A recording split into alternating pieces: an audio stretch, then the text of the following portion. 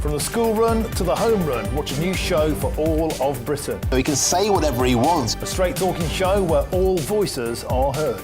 And, you know, when are we going to stop talking about smashing the gangs and actually do it? With the stories that matter from every part of our country. There's a bit of a crash landing there for your Chancellor. Bold, fearless and standing up for you. That's me, Martin Daubney, 3 p.m. till 6 p.m, weekdays, here only on GB News. The People's Channel, Britain's news channel.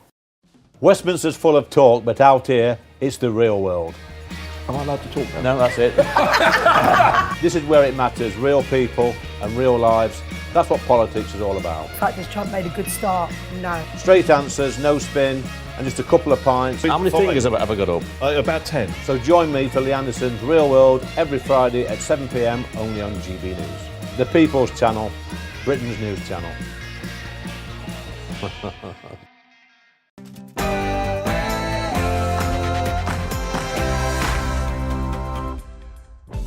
Good afternoon, it's 1 o'clock on a Sunday the 19th of July and this is The Weekend on GB News.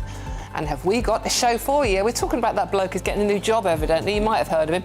Andy Burnham becoming Prime Minister number, 7 in 10 years, is it? Tomorrow, do we finally have some firm policy plans from him though? From scrapping digital ID to North Sea drilling and cutting household bills. Without the mandate of that general election though, how radical can Burnham's Britain really be?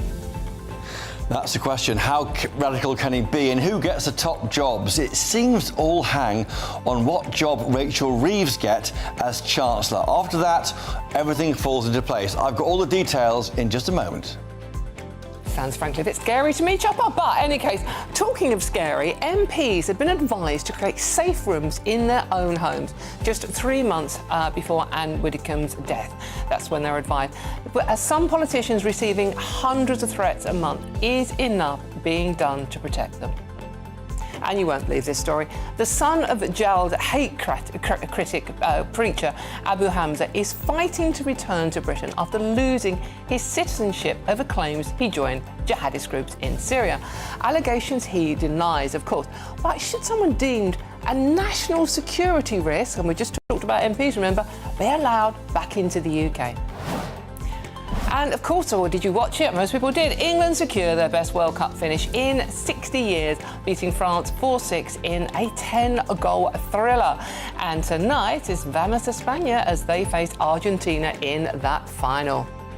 Well, I'm wearing red. I'm Dawn Neeson, and this is The Weekend.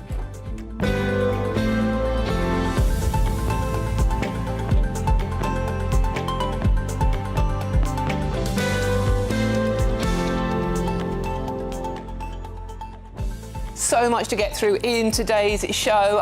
Thank you for all your messages already. gbnews.com/your say. I will read as many out as I possibly can. And thank you for the holiday queries as well. Yeah, I had a lovely time, but I missed everybody. I missed talking to you. So let me know what you're going to chat about, what you want to chat about. gbnews.com/your say or scan that QR code. We are going to talk politics. We've got the magnificent Chopper in the studio with me. We are also talking some of the most shocking stories. I mean, you go away for a week and you think, it couldn't get any worse. Hey, guess what? It does. We've got all that. And we are obviously talking about, we might actually mention killer spiders from hell as well, just because I like spiders. Any case, all of that coming up after the news with Sophia Wensler.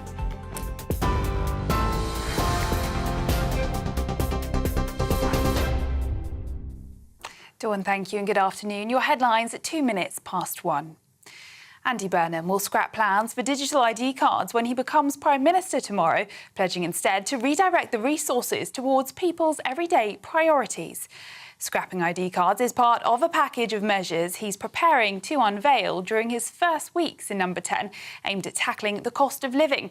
It comes amid reports Mr Burnham will announce plans for new oil and gas drilling in the North Sea, appoint the first ever AI minister and nationalise Thames Water. On Monday morning, Sir Keir Starmer will formally resign and Mr Burnham will be appointed by the King as Britain's Prime Minister before making his first official address to the nation from Downing Street.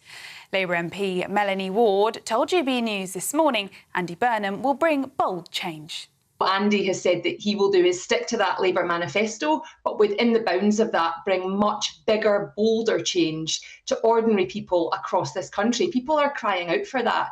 And I think they've had enough of political jiggery-pokery, and they want us to get on with the job now, and that's what we're going to do. England have beaten France 6-4 in a thrilling third-place playoff in Miami, achieving their best men's World Cup finish since 1966. A Bukayo Saka hat-trick helped the Three Lions win third place, as well as goals from Konsa, Rice and Bellingham. But tonight, all eyes are turning to New Jersey as Spain meet Argentina in the 23rd World Cup final. Former Premier League manager Harry Redknapp has been speaking to GB News this morning, giving his prediction. I'm hoping that Spain can win, although I think it'll be a tight game again. To be honest, Spain haven't got a lot of goals in them. They're difficult to break down. And they keep the ball ever so well. But I do think that Argentina, if they go out on the front foot like they finished against England, then it's going to be a close game. I could see a draw again. I can see extra time. I think it'll be a real tight match. The US military said it launched strikes against Iran last night in retaliation after 2 US service members were killed in Jordan, while a third member remains missing. Donald Trump called the deaths a shame, but said the mission is still critical. The US president made the comments to the New York Post around an hour into the attack. In response to the latest strike, Iran's army said it carried out drone attacks on 2 US bases in Kuwait, according to state media. The US and Iran have ramped up attacks against each other in recent days, with both sides accused of striking critical infrastructure. Russia has hit Kyiv with one of the largest ballistic missile attacks of the war overnight, killing 1 person and wounding at least 14, according to officials. It comes after Ukrainian drone attacks across Russia yesterday killed 9 people. President Volodymyr Zelensky has this morning said Ukrainian forces struck 3 oil depots and a fuel facility in Russia's southern Stavropol region. He added that 3 Russian tankers from the Shadow Fleet had also been struck in the Black Sea. Andrew and Tristan Tate have been arrested in Miami in connection with a British police investigation into alleged sexual offences, with further charges now being brought against them. The Crown Prosecution Service has requested the extradition of the brothers back to the UK. The 38 additional charges, in addition to 21 existing charges, relate to alleged sexual offences between July 2010 and August 2017. The Tates have previously denied any wrongdoing. Thousands of homes across Tunbridge Wells are facing water supply disruption for a second day due to a technical issue at a treatment works. South East Water have apologised this morning to customers, adding they've reopened their bottled water stations. Residents across Kent and Sussex have experienced several water supply failures in recent months. South East Water has been ordered to spend more than £30 million on improvements by the regulator Ofwat for letting down its customers. The Met Police is reportedly planning to scrap its entire roads policing unit to save money, prompting fears London will become even more dangerous. The Telegraph reports that the Roads and Transport Policing Command could be axed and the responsibilities spread across other teams as part of cost-saving reforms. While the unit specialises in responding to and investigating road traffic accidents, it also works alongside other departments to prevent and detect crime on the roads. The socialist mayor of New York is reportedly exploring legal options for arresting Benjamin Netanyahu at the city's UN summit in September. It's understood Zohran Mamdani previously pledged to honour an arrest warrant for the Israeli Prime Minister issued by the International Criminal Court for war crimes in Gaza. Mamdani is New York's first Muslim mayor and has long condemned Israel's war in Gaza. Mr. Netanyahu is expected in the US city in late September to address the General Assembly on the United Nations. Those are the latest GB News headlines. Now it's back to Dawn.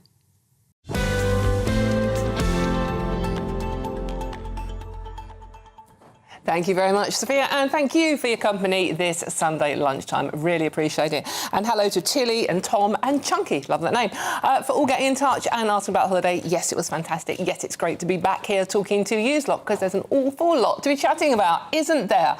OK, so let's get started. We're gonna have to do it. I'm really, really sorry, but we are going to have to talk about that bloke that's starting a new job tomorrow, yeah. Andy Burnham, I believe his name is. He is going to become your next Prime Minister tomorrow. None of us knows what he stands for. He won't talk to journalists, and nobody really elects him. But that's all by the by. He's going to be your new Prime Minister. Now, here's the former Manchester Mayor, just in case you hadn't realised that, and he's promised to rebalance power across the country and rebuild a public trust in politics. Good luck with that one, mate. But with a new poll suggesting almost half of voters want a general election, questions remain over whether Andy is taking office without a mandate from the public. And, more importantly, this weekend has been thinking about who he wants working alongside him in that Cabinet Office. So we are going to find out now, because we've got the man with all the answers. Well, kind of. GB News political editor Christopher Hope joins us now to make sense of this utter madness that we're in at the moment. So, he gets his job tomorrow, starts it properly tomorrow. Who is going to be by his side? That is the question. Now, what we're told, Dawn, great to see you back from holiday as well, of course, that today some people are losing their jobs are being told. That will happen tomorrow afternoon after, of course, Keir Starmer, Prime Minister for one last night tonight, comes out, says thanks for the memories, and then goes and sees the King, quits as Prime Minister mid-morning tomorrow. Andy Burnham is then collected from somewhere in London and driven to the palace to be sworn as new Prime Minister. Not Manchester. He's in London overnight. I mean, he's somewhere around. Letting the side down it's already. Worth watching tomorrow. You'll see Keir Starmer driven to the palace in a government car and leave in a private car. So that's how we know things are moving, things are happening. That's a ceremonial in the morning. Short speeches from both Keir Starmer and Andy Burnham. But the real politics happens in the afternoon. What I'm led to believe is it all kind of hangs on what happens to Rachel Reeves. Now, she won't be the Chancellor. We're pretty sure of that. But what job will she accept? And all of that will... Is he definitely going to give her a job? We think she will. The ones who are going, I'm pretty sure of it, is Lord Hermer, the Attorney General, Steve Reid, the Housing Secretary, Liz Kendall, the Tech Secretary, Emma Reynolds, the Environment Secretary, Peter Kyle, the Business Secretary. Again, we're not sure where Rachel Reeves goes, but I'm pretty sure Shabana Mahmood will become the Chancellor. Angela Rayner, is she of the Vapes? Definitely back, is she? Probably as Health Secretary, big role there. Hold on, she drinks. Nothing wrong with drinking, I drink, but I mean, and vapes. Yes, but we can do things in moderation, and she may meet people halfway. Have you had one of her venom cocktails that she made? That's not moderation. Quite brutal. But so she could be Health Secretary with a big idea to reform social care and push that in towards the next general election. David Miliband, I think, is coming back. I'm not sure in what role. We'll wait and see how that plays out. Probably not as Foreign Secretary. He was tipped for that, wasn't he? Well, but he's done the job before, which might mitigate against doing it again. And also, Ed Miliband maybe need to be offered something for not becoming the Chancellor, so he may become Foreign Secretary in charge of the aid budget. And the idea is there'll be a commitment from this new government to increase the aid budget from 2% towards the 0.7% as it was under the Conservatives before the Ukraine war. Jonathan Reynolds, Chief Whip, probably goes into business, where he did very well before, was moved for Peter Kyle, and rather unfairly, many would say. Annalise Midgley, tipped in the Observer to be Chief Whip. That sounds about right. And where are we? Pat McFadden probably staying in work and pensions. Defence isn't clear. Defence could be a role. Maybe for Rachel Reeves, not a bad idea. That's such an important job. Well, because she was there at the unveiling of the Defence Investment Plan, so she drove that pace. And defence is all really not just keeping us safe, but spending money wisely and properly. Yeah, maybe Rachel Reeves for defence. She's also one of the ones responsible for leaving them with a black hole in the finances, that missing $5 billion. Well, yes, indeed, and she knows she'll be pressuring very hard to find the money to fulfil paying out the Defence Investment Plan. So that's where we are. That's all happens tomorrow afternoon. First Cabinet is probably Tuesday. We won't see any of these people in Parliament, or in the House of Commons, I should say, until the 2nd of September. 43 days of no scrutiny, House of Commons. Make of that what you will. What's interesting, though, is the House of Lords sits until Thursday, so you will see Andy Burnham's government quizzed, not in the House of Commons, but in the House of Lords. In the House of Lords. OK, and what about the likes of David Lammy? What's going to happen to David Lammy? I don't know on Lammy, not clear. I'll be asking further on that this afternoon. I'll try and bring back news on that.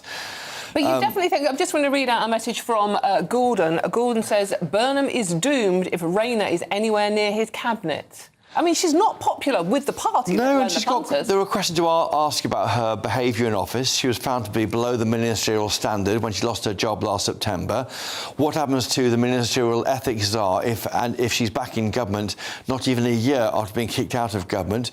Louise Haigh, of course, she may have a role too. She may face issues there too. So, again, not clear how that plays out. Interesting. But no scrutiny. I mean, no scrutiny from journalists yet, of course, why would they? And no scrutiny from the opposition parties in the House, all right, not the House of Lords, but in the House. And that's a problem, Dawn. So he's going to do, we think Andy Burnham will do a tour through late July, most of August, meeting people. Some are saying he's going to be going to coastal towns. Burnham-on-Sea is the name for the tour. Do you get it, Dawn? I know. Burnham-on-Sea is what they're calling it. And going around the country meeting. Often it is a case there has been effort to revive our coastal communities. They are a bit forgotten. Some of them are the poorest parts of our country. The end of the train line, problems pushed out from other places in the UK. So that could be the case. He'll be getting out and about on a listening tour. I expect him to go to Scotland very quickly, maybe Wednesday, very quickly Wednesday probably. Northern Ireland, Wales this week. He's got to show immediately he's governing for all of the UK, not just Manchester, not just Makerfield. The only people who's got him into power, really, are these 369 Labour MPs and about 25,000 voters in Makerfield. Otherwise, he's not known to our country. So much risk attached to this because he's made 3 speeches so far. I've been all 3 in public. I thought the best one was the one at the TSC on Friday. But that was a comfort zone. He had Neil Kinnock, his someone he eulogised and praised in that speech in front of him. David Blunkett there, the former Home Secretary.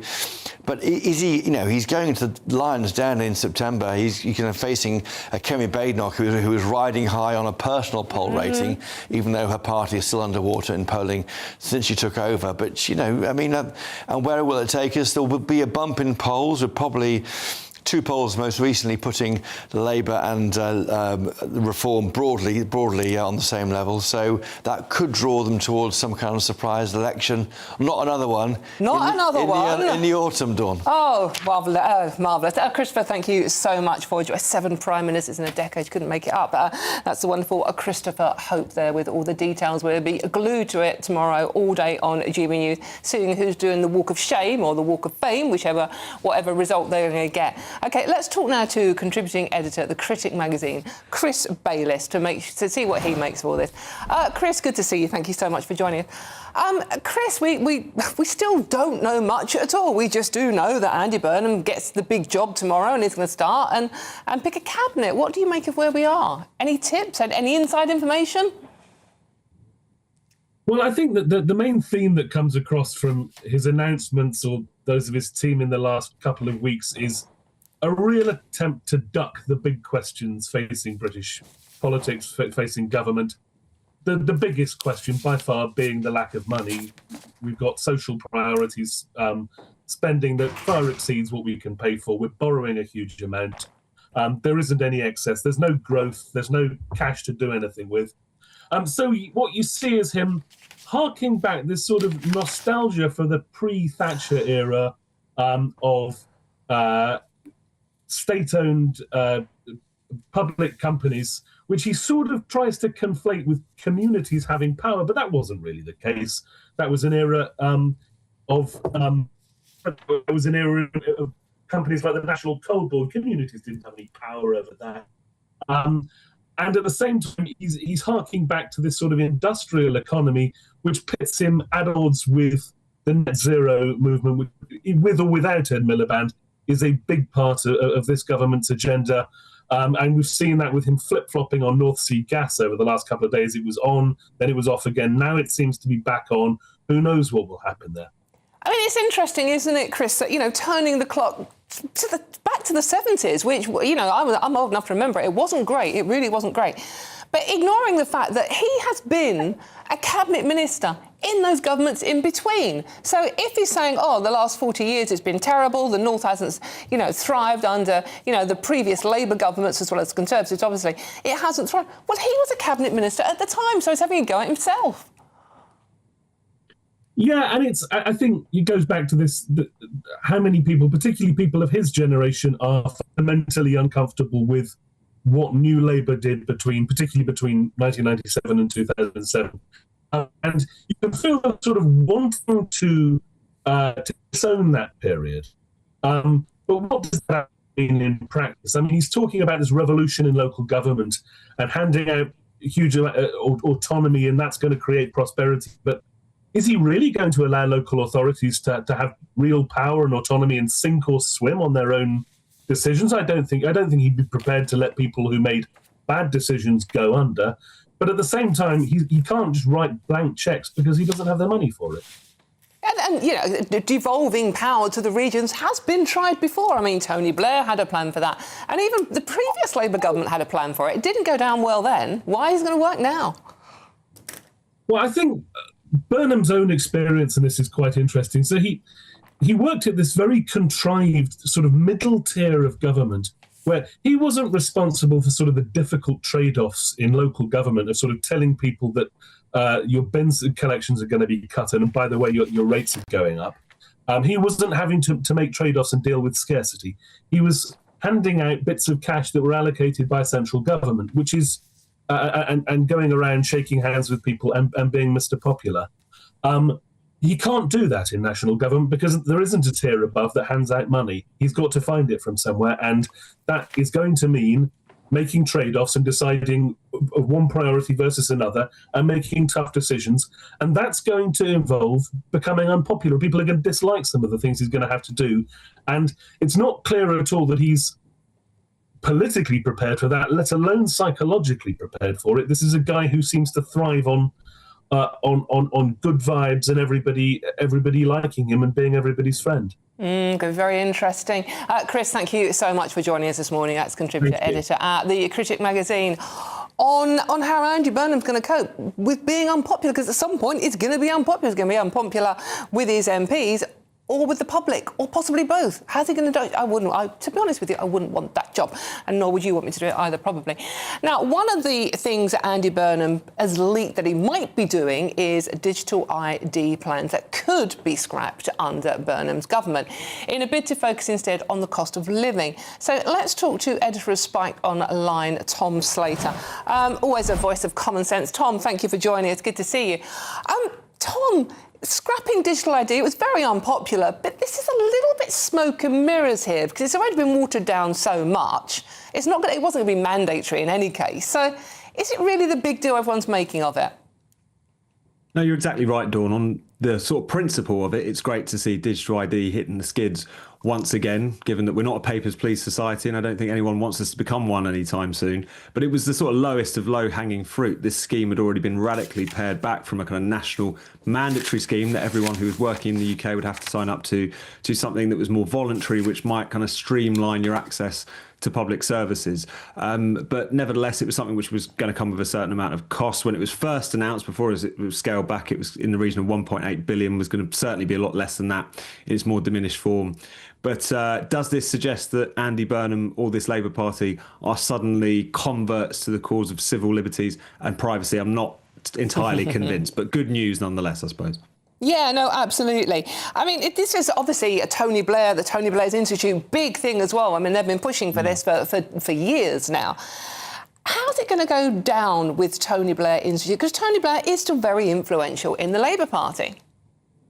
Oh, absolutely. I mean, Tony Blair has developed something resembling a fetish for digital ID. There's no issue in society which it isn't the answer. I mean, everything from illegal migration through to the health service. At one point, he was even saying potholes, genuinely, that potholes would be better served if we had a national ID scheme, although he never fully explained that. So he's not going to be particularly happy. I think the public were originally sort of in favour of this policy, but as soon as it got associated with Keir Starmer, you saw his reverse Midas touch kind of kick into gear, and the popularity popularity of it completely plunge. But yeah, if there is one big loser from this, it's certainly Tony Blair, even if the winner is all of us and our privacy and civil liberties. Yeah, no, absolutely. And just looking forward to tomorrow a bit, Tom, while I've got you on. Any clues, any inside information about who's going to get what job? Well, it's very hard to say. I mean, Chris Hope is much better placed than I would be to get the measure of the rumour mill. But it's just telling, isn't it, that he's trying to do this kind of broad church approach, which on the one hand might sound like a good idea for trying to keep the warring factions at peace. But I think it also betrays a sense that he doesn't really know what it's for. I think it's another reminder of that rather than having a clear team, clear constituency, clear plan, he's having to kind of balance all of these different factions because he doesn't really know what day it is, let alone what he wants to do, it seems like.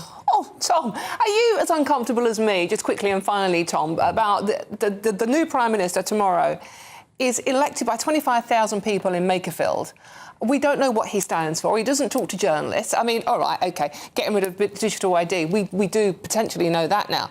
But are you a bit nervous about where politics are going with this? No, absolutely. I mean, he's got a blank cheque, and the fact that he's going to, begin his premiership with Parliament not even in session really underlines what a democratic outrage this whole thing is. I know the nature of our system. I know the fact that the Prime Minister is selected by Parliament rather than by the people, but broadly speaking, I think we can all morally accept that a Prime Minister coming in with no mandate from the people and with no sense of what it is that he's going to do, no plan that's really been rolled out, is something which really shouldn't happen in a properly democratic country, in my view. Be very interesting to see how it works. Tom, thank you so much, as always, for joining us. That's editor of Spiked Online, Tom Slater, for that, yeah. And as always with this, please do let me know what you think. gbnews.com/your say. I just twitchy about the whole thing. This isn't personal about Andy Burnham. I don't know him from Adam. But I'm a bit twitchy about the fact that I don't know what he stands for and he won't tell me because he won't be interviewed by journalists. In any case, I'm Dawn Neeson with GBNews. Lots more coming up on today's show. MPs were advised to create safe rooms in their homes just 3 months ago. Obviously, we lost Anne Widdecombe the other week with that horrific story. I still can't believe that. I'm still talking about someone that I work with who's no longer with us. In any case, but they were advised to have safe rooms, proper safe rooms like in America. In American films, you see them. With some politicians receiving hundreds of threats a month, is enough being done to protect them? All of that and much more to come. This is GB News, Britain's news channel. I'll see you very soon.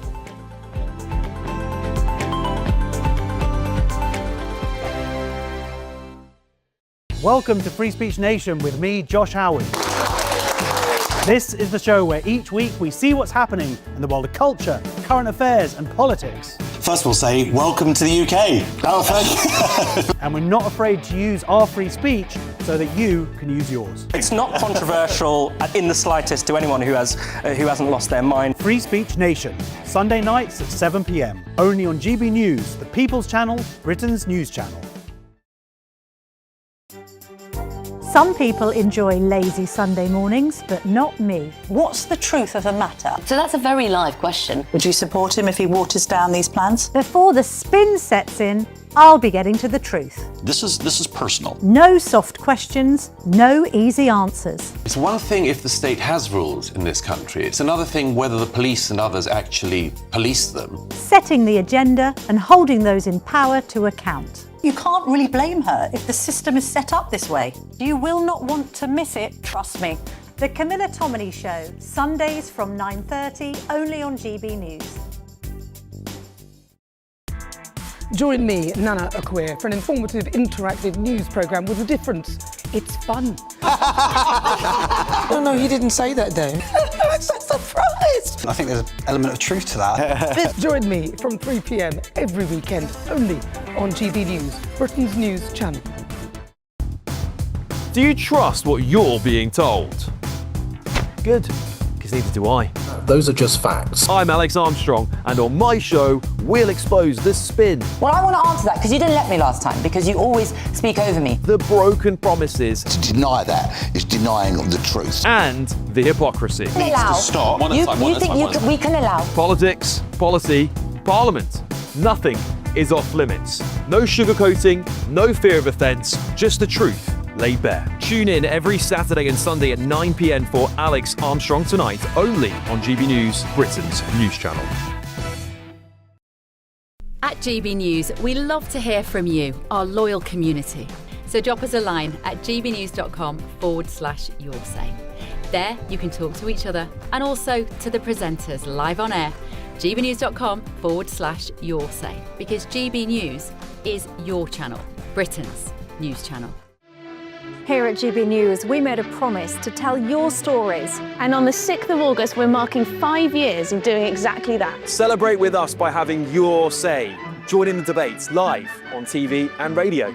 And meeting your favourite presenters across the country, from Leeds to Aberdeen, from Belfast to Barry Island. Plus, join me in Essex for our biggest live show of the year. Scan the QR code or visit gbnews.com/celebrate. Terms and conditions apply.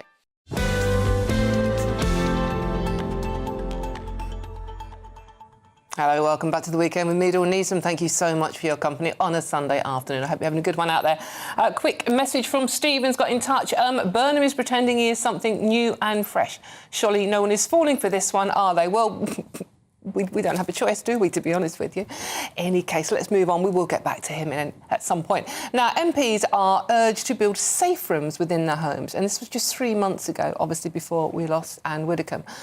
MI5 warned high-risk individuals to set up shelters should they be targeted by hostile actors. It comes amid renewed calls for extra security for current and former politicians across all parties. This is, I mean, we heard from Nigel Farage the other week, didn't we, that he has death threats on a daily basis. I've interviewed so many MPs who say the same thing, even MPs that aren't as high profile as people like Nigel Farage. It's really scary that we are in this situation. So now let's talk to security and protection expert Di Davis. Di, good to see you. Thank you so much. Di, I read this article this morning on the front page of the Sunday Times, and when I read the word safe rooms, I think of like the American films where they've got like a protected room, like a bunker with doors and sort of like barred up and normally guns, them being Americans. This is frightening that MPs in this country are being advised to have a safe room where they can lock themselves away from people attacking them.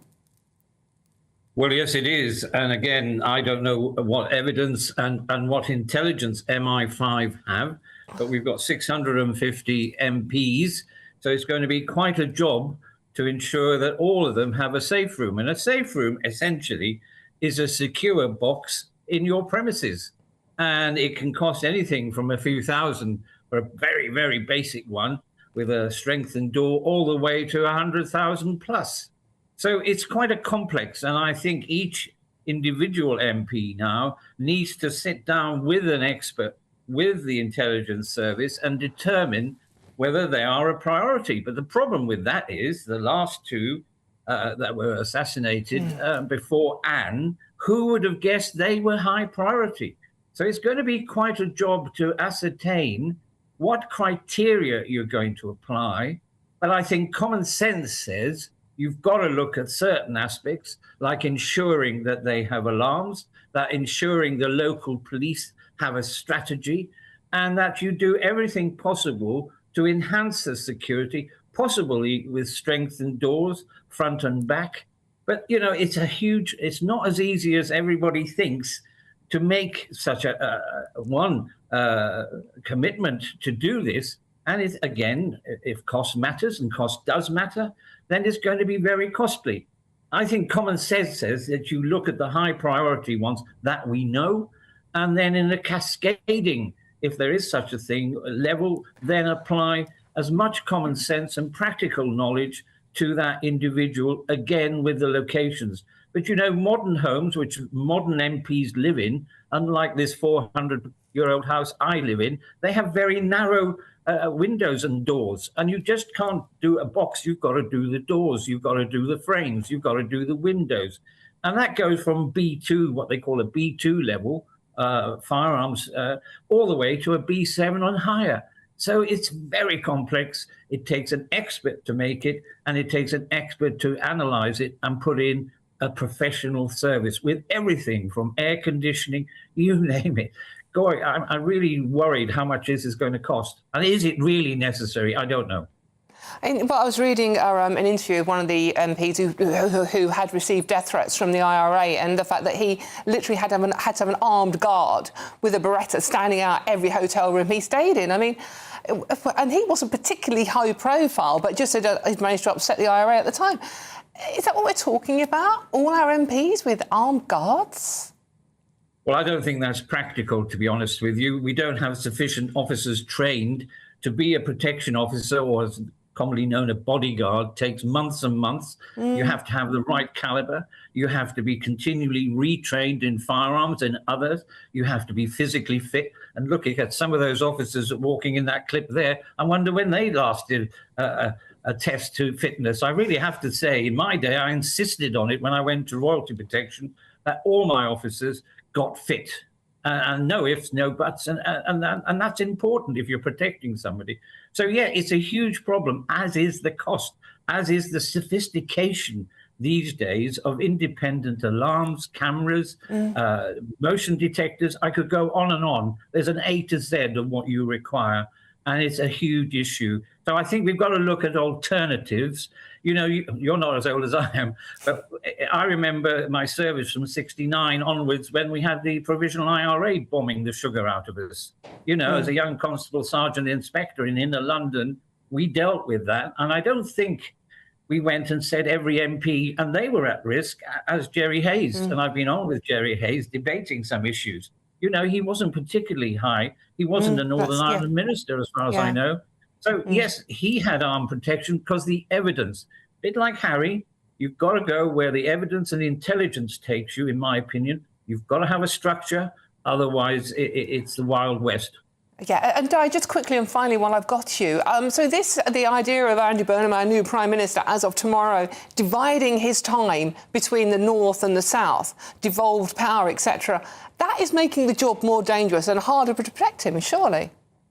I agree, and I said that in a newspaper article I did a week or two ago. This is going to cost a huge amount in terms of security. How is he getting from A to B? Yes, he probably in an armoured vehicle of one description or another. If he decides to go on train, you can't protect that. Yes, he will have protection teams, probably the highest levels. But yes, the building has to be reinforced. The local police will have to be hugely involved. It is going to cost us millions, all because the Labour Party decided they wanted to change their leaders. You couldn't make it up. No, no, you couldn't really, could you? Di, thank you so much, as always. That's security and protection expert Di Davis on the fact that all our MPs are now being advised to have safe rooms. And obviously the devolved powers in the North, I can't get my head around the security there. Anyway, I'm Dawn Neeson. This is GB News. There's lots more coming up on today's show. But first, it's the latest news headlines.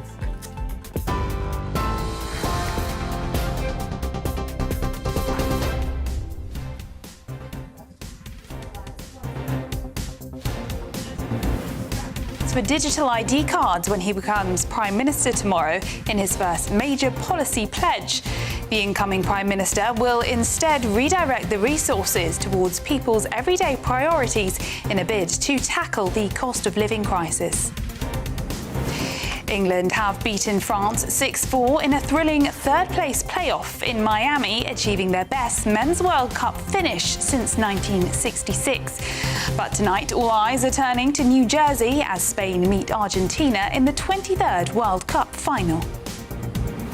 One person has been killed and 16 wounded after Russia unleashed its largest ballistic missile attack of the war on Ukraine last night. It comes after Ukrainian drone attacks across Russia yesterday killed 9 people. Andrew and Tristan Tate have been arrested in Miami in connection with a British police investigation into alleged sexual offences, with further charges now being brought against them. The Crown Prosecution Service has requested the extradition of the brothers back to the UK. The Tates have previously denied any wrongdoing. Those are your headlines for now. More news at the top of the hour. Tune in to GB News Radio wherever you are. Online, on DAB Digital Radio, on TuneIn, on Radio Player, on Nation Player and on your smart speaker. Just say, play GB News.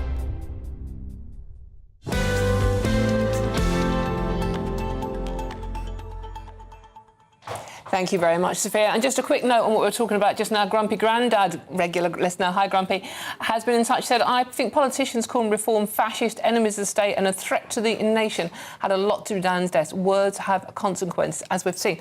And I agree. I think some of the rhetoric we use around politicians, whatever party now, is getting increasingly dangerous. There's lots of unhinged people out there who are willing to act on words they hear. In any case, let's talk about hate. Yeah, the son of jailed hate preacher Abu Hamza is fighting to return to Britain after losing his citizenship over claims he joined jihadist groups in Syria. Allegations he naturally denied. But should someone deemed to be a national security risk be allowed to come back into the UK because he's missing his wife and kids? I'm Dawn Neeson. This is GB News, Britain's news channel. I'll see you soon. Good morning and welcome to your latest GB News weather update from the Met Office. Well, the prolonged dry period continues as we go through the vast majority of this week with some strong sunshine at times and still pretty warm. The reason for that, once again, it's high pressure dominating through much of today and indeed through the week ahead. So the settled and dry theme will continue for the vast majority, but the cloud is just about thick enough this afternoon for one or two very light showers just running down the North Sea coast, and we could see one or two showers developing across southwest England. These could be on the heavy side actually later this afternoon.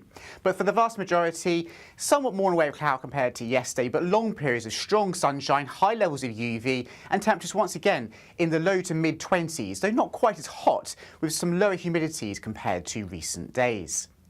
But let's just focus in on those showers as we go into this evening, because we could see one or two isolated thunderstorms developing, particularly across West Devon and Cornwall. These will be slow moving, so locally there could be a fair bit of rain falling in a short space of time. But most of us will end the weekend dry, sunny and warm with a light northerly breeze. The cloud, though, will thicken across the northwest of Scotland through this evening, and that will certainly bring more in the way of drizzle and light outbreaks of rain as we go through this evening and overnight too. So a damp pitch to come for some northern parts of Scotland here as we go into the early hours of Monday morning. Most of us, though, will stay dry with some prolonged clear periods, one or two isolated fog patches in the countryside, and actually turning into a quite widely cool night. Potentially getting quite chilly actually in some central parts of the UK, particularly across the Midlands and East Anglia. Temperatures perhaps falling down to 5 or 6 degrees in some rural areas, but towns and cities mostly holding up into the double digits. So Monday dawns on a bright note for most of us. The best of the sunshine through the day will be across more western areas, particularly western parts of England, Wales, central and western Scotland. A cloudy day compared to Sunday for Northern Ireland and the east, perhaps the odd light shower, but once again, many places staying dry and highs reaching 25 or 26 degrees.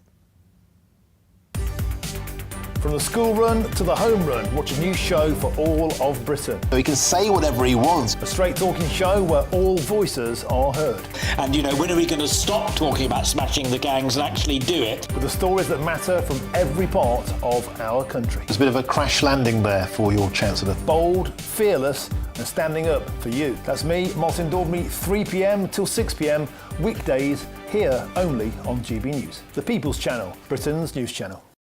Westminster's full of talk, but out here, it's the real world. Am I allowed to talk now? No, that's it. This is where it matters, real people and real lives. That's what politics is all about. In fact, has Trump made a good start?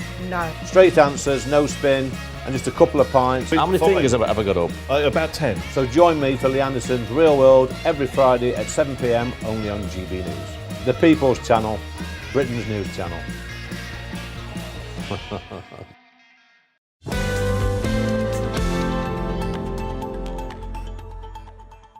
Hello, welcome back to the weekend with me, Dawn Neeson. I hope you're not having your dinner because this one's going to annoy you, might even choke you.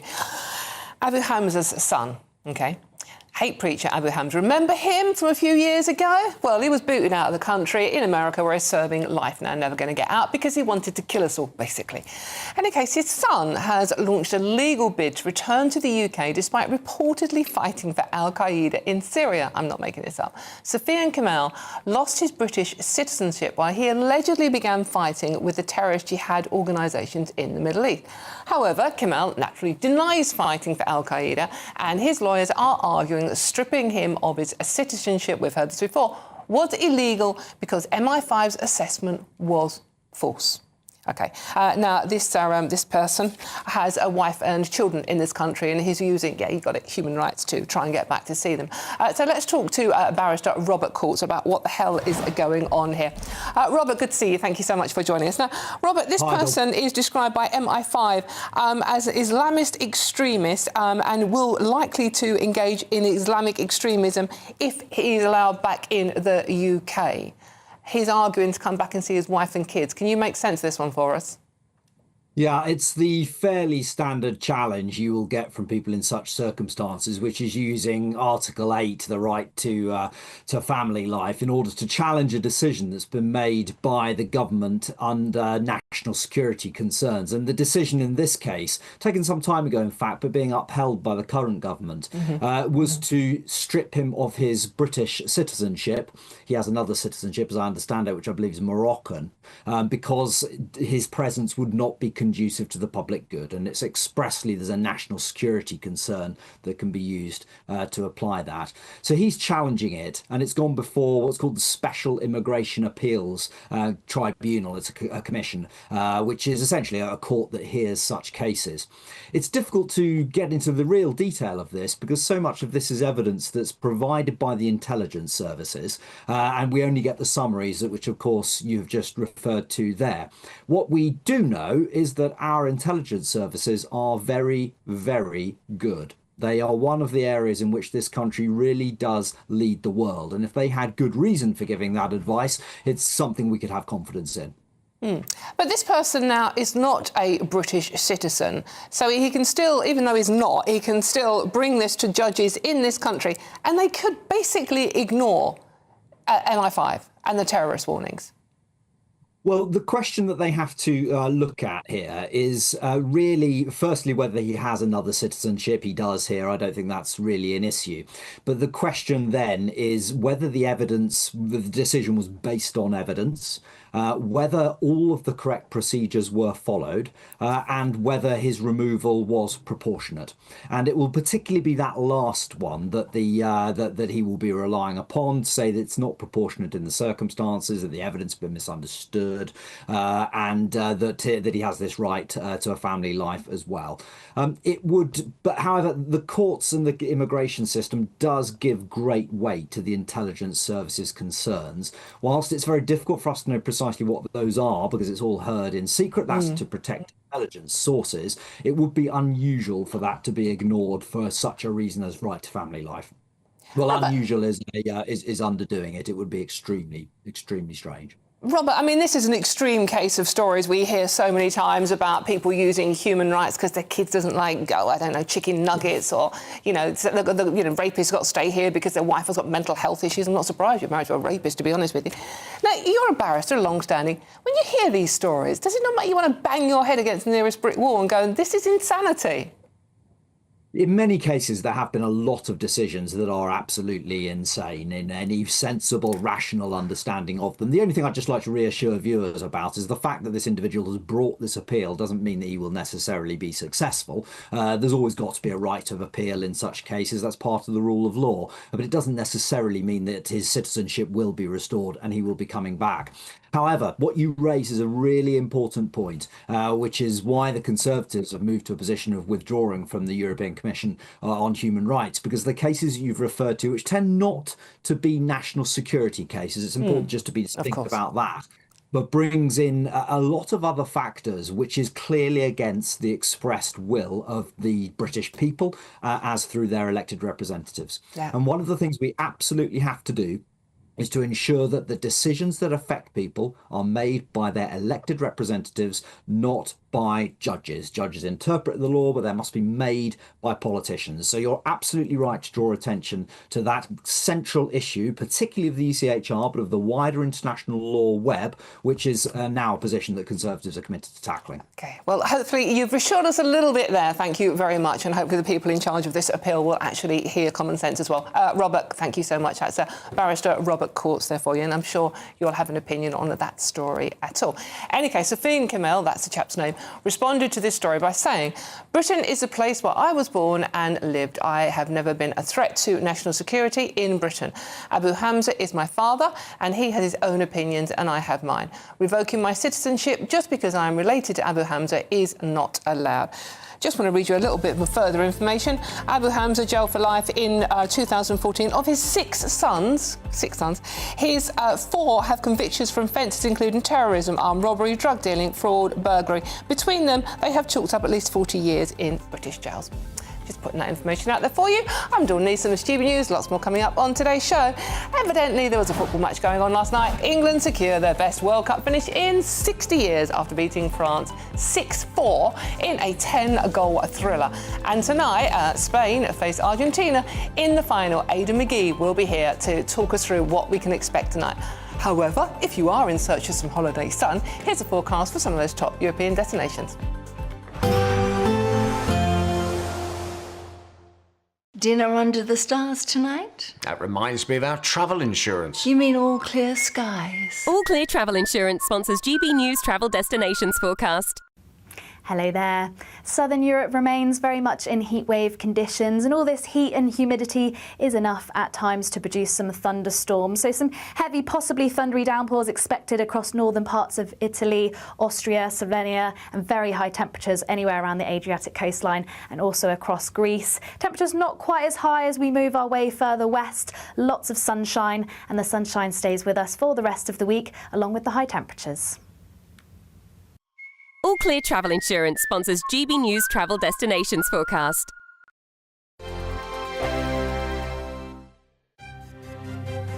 GB News Breakfast, every day from 6 a.m. Olympian Sharon Davies. Sharon, thanks so much for joining us this morning. I think this is preposterous that we're banning Sports Day for kids, and our viewers are obviously also thinking this is completely bonkers. But is there a case to be made that perhaps we should be looking after young people when the heat is quite extreme in many people's cases, they'll say? What do you think, Sharon? I think looking after our kids is making them resilient and giving them a sports day. I mean, sport in schools has been relegated year on year on year, and it's so depressing. You know, it's such an important part of young people's lives. Give them a hat, give them some sunscreen, make sure they're drinking plenty of water, stick them in the shade when they're not, actually having a little race. This is all about just kids getting used to life, and wrapping them in cotton wool is not the answer. The People's Channel. Britain's newsroom. Weekday mornings from 9:30. So you go along to the car showroom and only like 10%, at most maybe 15%, pay cash. The rest buy it on some form of financing. And you often buy, it's a bit like a mortgage, and it's like buying a mortgage from the estate agent, which we all know is a terribly bad idea. Yeah. But this is what people did. And the deal is, the scandal is, the guys in the showroom were acting as dealers and brokers, and they were in many cases inflating the interest rate that you paid so that they could get bigger commission. And they didn't declare that. So you basically ended up paying more for your car than you would otherwise have done if you'd gone into the open market and found yourself, a better deal. How did that come to light? Well, over many years. I mean, this has been going on since 2007. GB News, the People's Channel. GB News Breakfast, every day from 6 a.m. Ruth Ellis was executed on the 13th of July 1955. She was convicted of murdering a partner, David Blakely. There's been a long campaign about what to do about all of that. She has now had a conditional pardon, which would mean she would have been sentenced to life rather than sentenced to death. So it's a significant move, but what do her family make of it? Well, her grandson, Stephen Beard, is here alongside solicitor Grace Horton. Good to see you both this morning. Yeah. I mean, look, from a family perspective, Stephen, what does this mean? It's huge. It was a monumental day yesterday. In essence, it's the removal of a negative blotch in our family history. We have effectively rewritten history because ultimately, for the last 70-odd years, the truth hasn't been known. GB News, the People's Channel.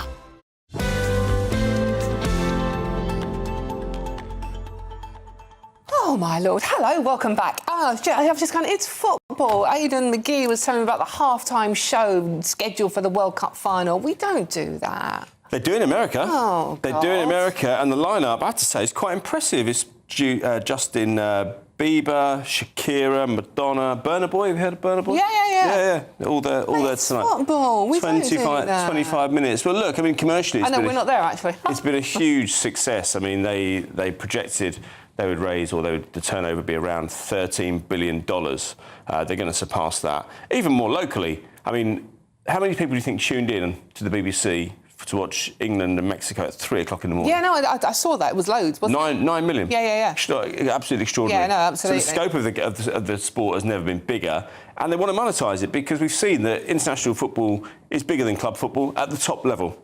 So when England play, there's no bigger show in town. That's when the bunting comes out. That's when the special offers come out. As we pile into the pubs. That's where we sometimes don't do some great things, do we? If you look at if you get based on the videos online. But nonetheless, it's a huge extravaganza. And I think they've reached a point where people want their pound of flesh.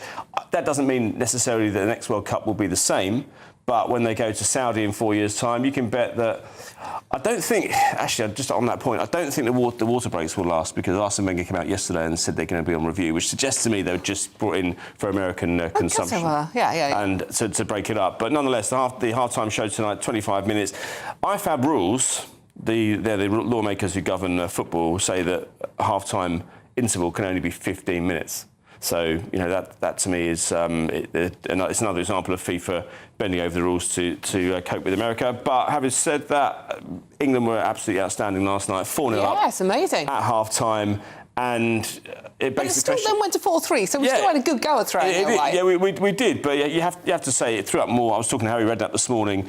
It threw up more questions than answers, i.e., if we can cope without Harry Kane, how come we didn't take him off against Argentina when we needed to? If Bukayo Saka can score a hat-trick, why didn't he start earlier in the tournament? Exactly. Tuchel said at half-time, before the match, he said that he had a good feeling for Morgan Rogers in the semi-finals, so he got the nod. Maybe England have got too many talented players in certain positions, and it's proven difficult to accommodate them all. Should have tried playing a few of them against Argentina in the first place. I know. Third place, though, best performance since 1966, best ever on foreign soil, so well done, England. OK, yeah, well done, England. Thank you very much for now, Aidan. Aidan's back. We've got a great little story in the second half for you. And no water breaks either. I'm Dawn Neeson. This is GB News. Lots more coming up on today's show. But it is first time for your weather. Here it is. Expect warm spells with the odd rude interruption. Box Boilers sponsors the weather on GB News. Hello again and welcome to your latest GB News weather update from the Met Office. If you're after rain in the week ahead, unfortunately it's going to be bad news. It's looking like being another dry week for the vast majority, and there will be further spells of very warm sunshine. So the dry and settle theme is courtesy of this large area of high pressure, and whilst that will drift away a little bit towards the southwest later in the week, it is set to stay dry, as I say, for the vast majority. One or two evening showers perhaps for Devon and Cornwall, those quickly clearing away though as we go into the darkness hours, and across northern Scotland we could see a bit more in the way of thicker cloud and outbreaks of light rain and drizzle arriving through the early hours. But for the vast majority, it will stay dry through tonight. In the towns and cities, it will stay relatively mild, with temperatures holding up in double figures. But in the countryside, well, we could see it turn rather chilly, and temperatures could fall down to 5 or 6 degrees Celsius where skies stay clear. But a slightly less chilly night for northern Scotland because of that thicker cloud, and it will be a little bit damp to start the day, some areas of hill fog as well potentially. But Northern Ireland also bits and pieces of drizzle first thing in the morning, but for many western and southern parts of Scotland a bright start, plenty of sunshine and blue skies for northwest England, Wales, the Midlands and southern England. Notice though towards the east a bit more in the way of cloud, particularly for East Anglia and North East England, and it certainly will be a cloudier day for these areas compared to on Sunday. Once again, there's small chance of a few light fleeting showers, but many places seeing very trivial amounts of rain, if anything at all, and staying entirely dry. A cloudier day for Northern Ireland compared to on Sunday too, but where you do see the sunshine for western and central Scotland, Wales and western England, where we could see highs of 25 or 26 degrees. Somewhat cooler though where skies remain cloudy. And it stays similar through tomorrow evening as well. Still the cloud thick enough just about to bring one or two light showers across the very far north of Scotland, and maybe for some eastern coastal counties of England too. But the theme through the rest of the week is for it to stay generally dry, lots of sunshine mainly in the south of the UK towards the end of the week, and temperatures will climb perhaps to the high 20s later in the... Expect warm spells with the odd rude interruption. Box Boiler sponsors the weather on GB News. We're celebrating a golden summer with your chance to win a real gold bar. That's right, a fine gold bullion bar worth over £5,000 could be yours. We're also going to make sure your finances are fabulous with £60,000 in tax-free cash. For a chance to win, text GOLD to 63225. One entry costs £2.50 plus one standard network rate message. Or text BONUS to 63225. 5 entries cost £5 plus one standard network rate message. Go to gbnews.com/win. Entry start at £2.50. Call 0903 686 3232. Calls cost £2.50 plus your network access charge. Or post your name and number to GB22 PO Box 8690 Derby DE1 9TT. UK only. Entrance must be 18 or over. Lines close at 4 p.m. on the 21st of August. This is a network giveaway. Entries will be pulled. Please check the closing time if listening or watching on demand. Good luck. Exciting news. Every Friday, my Patrick Christie's Tonight Show is going to have a twist to it. We're welcoming some special guests. You. That's right, on Fridays I'm going to be doing my show in front of a live studio audience because this show is about you and what you have to say. It's going to be the same big debates, same big topics, same big opinions. But every Friday night at 9 p.m, you are invited to come on down to Patrick Christie's Tonight to be a part of the action. Only on GB News, the People's Channel, Britain's news channel. I've been in Westminster for a long time, but I know that though power may be here, its effect on people's lives is across the whole of the country. We may be where rules are made, but it's where they're implemented that matters. Join me, Jacob Rees-Mogg, for forthright and frank discussion on where Britain has come from, where it's going, and where it will end up. That's State of the Nation, Monday to Thursday, 8 to 9 o'clock. Vox Populi, Vox Dei. You want to know what's really going on in the corridors of power? Labour don't know what to do with you half the time, and that makes you quite lethal in the chamber. Get behind the headlines with Chopper's Political Podcast. Join me, Christopher Hope, as I sit down with the great and the good of British politics. We'll see where this ruling takes us. These are the stories shaping our nation. Chopper's Political Podcast, available now on all platforms. Listen in and stay ahead. Welcome to Free Speech Nation with me, Josh Howard. This is the show where each week we see what's happening in the world of culture, current affairs and politics. First we'll say, welcome to the UK. And we're not afraid to use our free speech so that you can use yours. It's not controversial in the slightest to anyone who hasn't lost their mind. Free Speech Nation, Sunday nights at 7 p.m. Only on GB News, the People's Channel, Britain's news channel.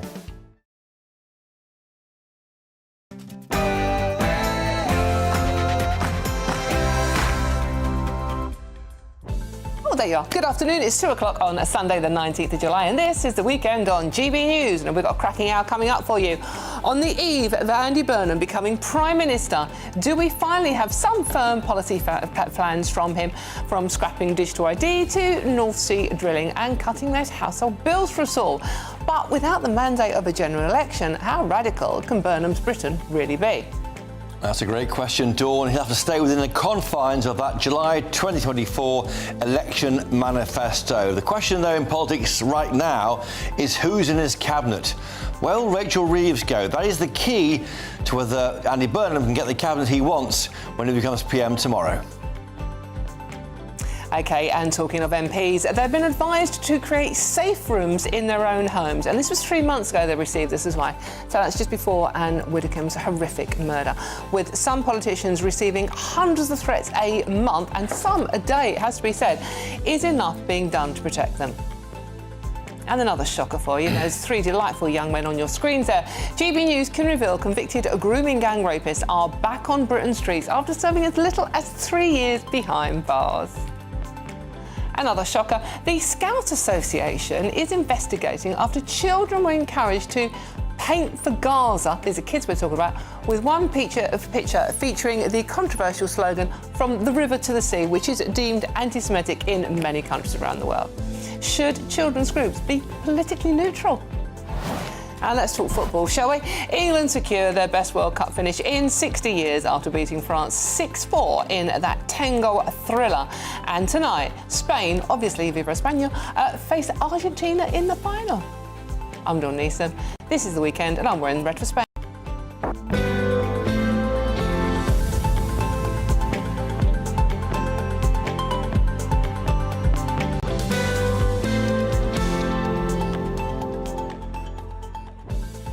Thank you so much for your company on a Sunday lunchtime. Really good to be back with you all. I missed you all last week. I hope you had a good time without me, but not too good, obviously. Because this show, as I say, every week is all about you and your views, whether it's Andy Burnham. And for those of you saying, please don't talk about Andy Burnham, I'm going to turn off, it's like, brace yourself for the next 2 years. Or the football. Did you watch it last night? Are you sort of like a bit hungover from watching it? Are you looking forward to tonight? Who are you cheering on tonight? Etc, etc, etc. And of course, the questions we're going to talk about, which are going to be really annoying, like little kids being taught to be anti-Semitic, basically, by the Scouts. Marvellous. OK, let us know your thoughts on all those stories at gbnews.com/your say, or scan that QR code thingy on your screen. All of that coming after your latest news headlines with Sophia Wensler.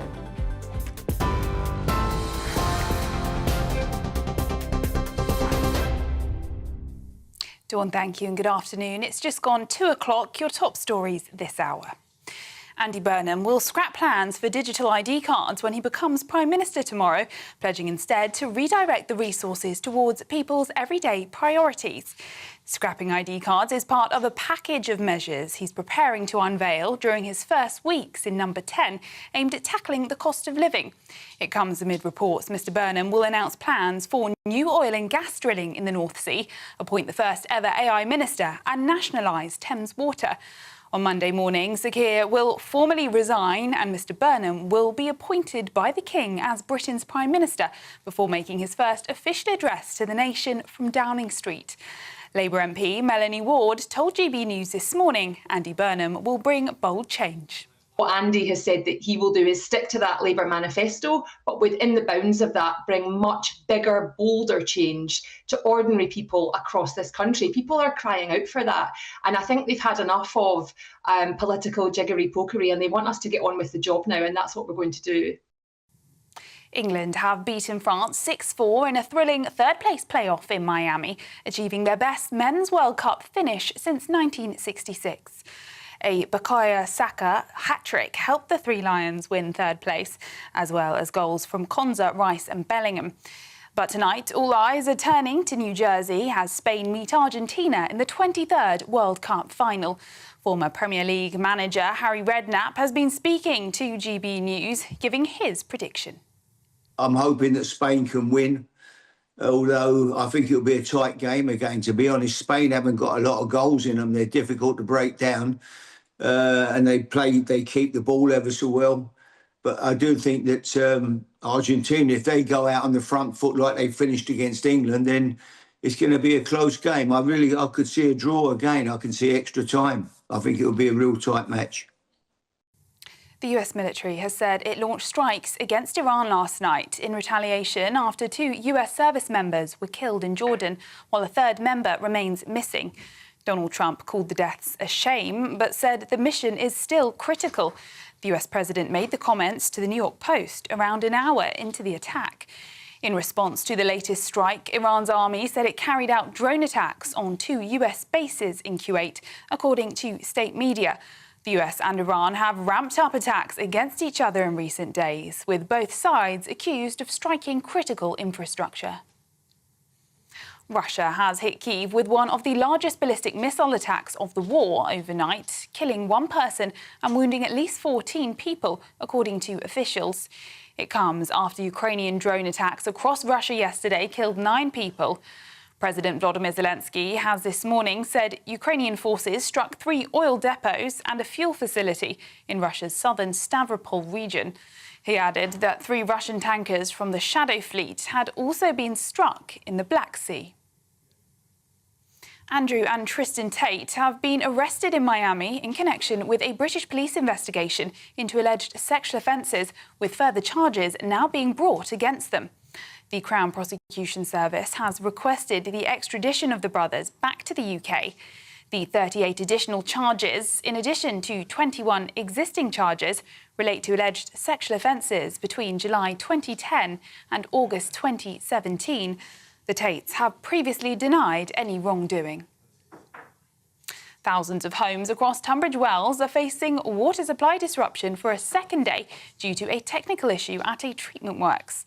South East Water have apologised this morning to customers, adding they have reopened their bottled water stations.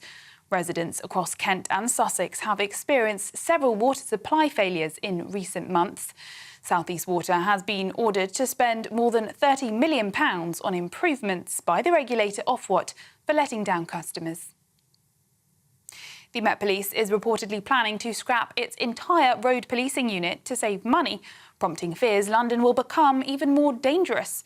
The Telegraph reports that the Roads and Transport Policing Command could be axed and the responsibilities spread across other teams as part of cost-saving reforms.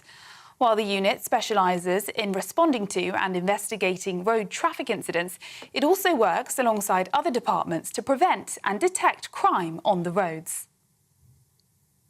The socialist mayor of New York is reportedly exploring legal options for arresting Benjamin Netanyahu at the city's UN summit in September.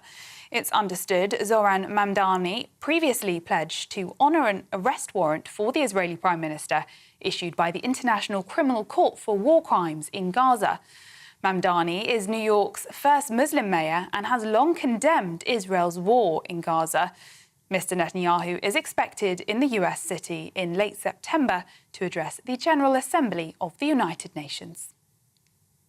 Those are the latest GB News headlines. Now it's back to Dawn.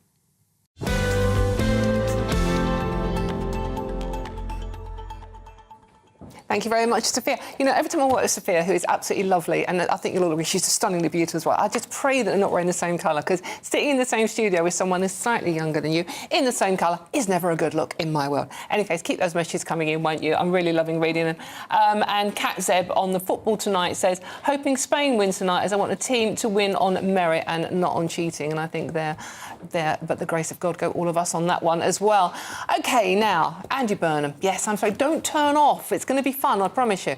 Andy Burnham will become your next Prime Minister tomorrow. No, I know, I didn't vote for him either. No one did, really, apart from Makefield. Well done, lads. The former Manchester Mayor has promised to rebalance power across the country and rebuild public trust in politics. But with a new poll suggesting almost half of voters want a general election, questions remain over whether Andy Burnham is taking office without a mandate from the public. I think the spoiler alert to that one is yes, he is. In any case, GB News political editor Christopher Hope joins us now in the studio to talk us through the momentous events of tomorrow. Yes, it's a big day, Dawn. It is a big day. Been here before, a handover mid-Parliament. It happened before under the Tories. Then, of course, there were various briefings and quizzing in front of party members. Not in this case. It simply happened as a coronation on Downing Street, if you like, from Coronation Street. Oh, God, see what I'm doing today now? are just appalling. I know it's Sunday afternoon. I'm doing my best. Tomorrow might look a bit different. I'm told to wait and see what Andy Burnham wears. Chris and I, we obviously sit and talk fashion during the break, but this is your little fashion. Well, I dress appropriately for GB News viewers and listeners. I think you agree with this. Yeah, look. But he may turn up tomorrow in a T-shirt, give a speech. I'm told he may not even use a lectern to do the famous lectern. Oh, yeah. Do you remember that he's called? Yeah, he's called Hot Lectern Guy. Yeah. I don't want to objectify him. He's a very nice chap, but he gets everyone's hearts. Pulses racing when he comes out and puts the lectern in the right place. And of course, we look at the lectern, and if it's got the government official badge on it, it's an election being called. If not, it's a party issue. Anyway, the lectern may be dispensed with. He may not wear a suit.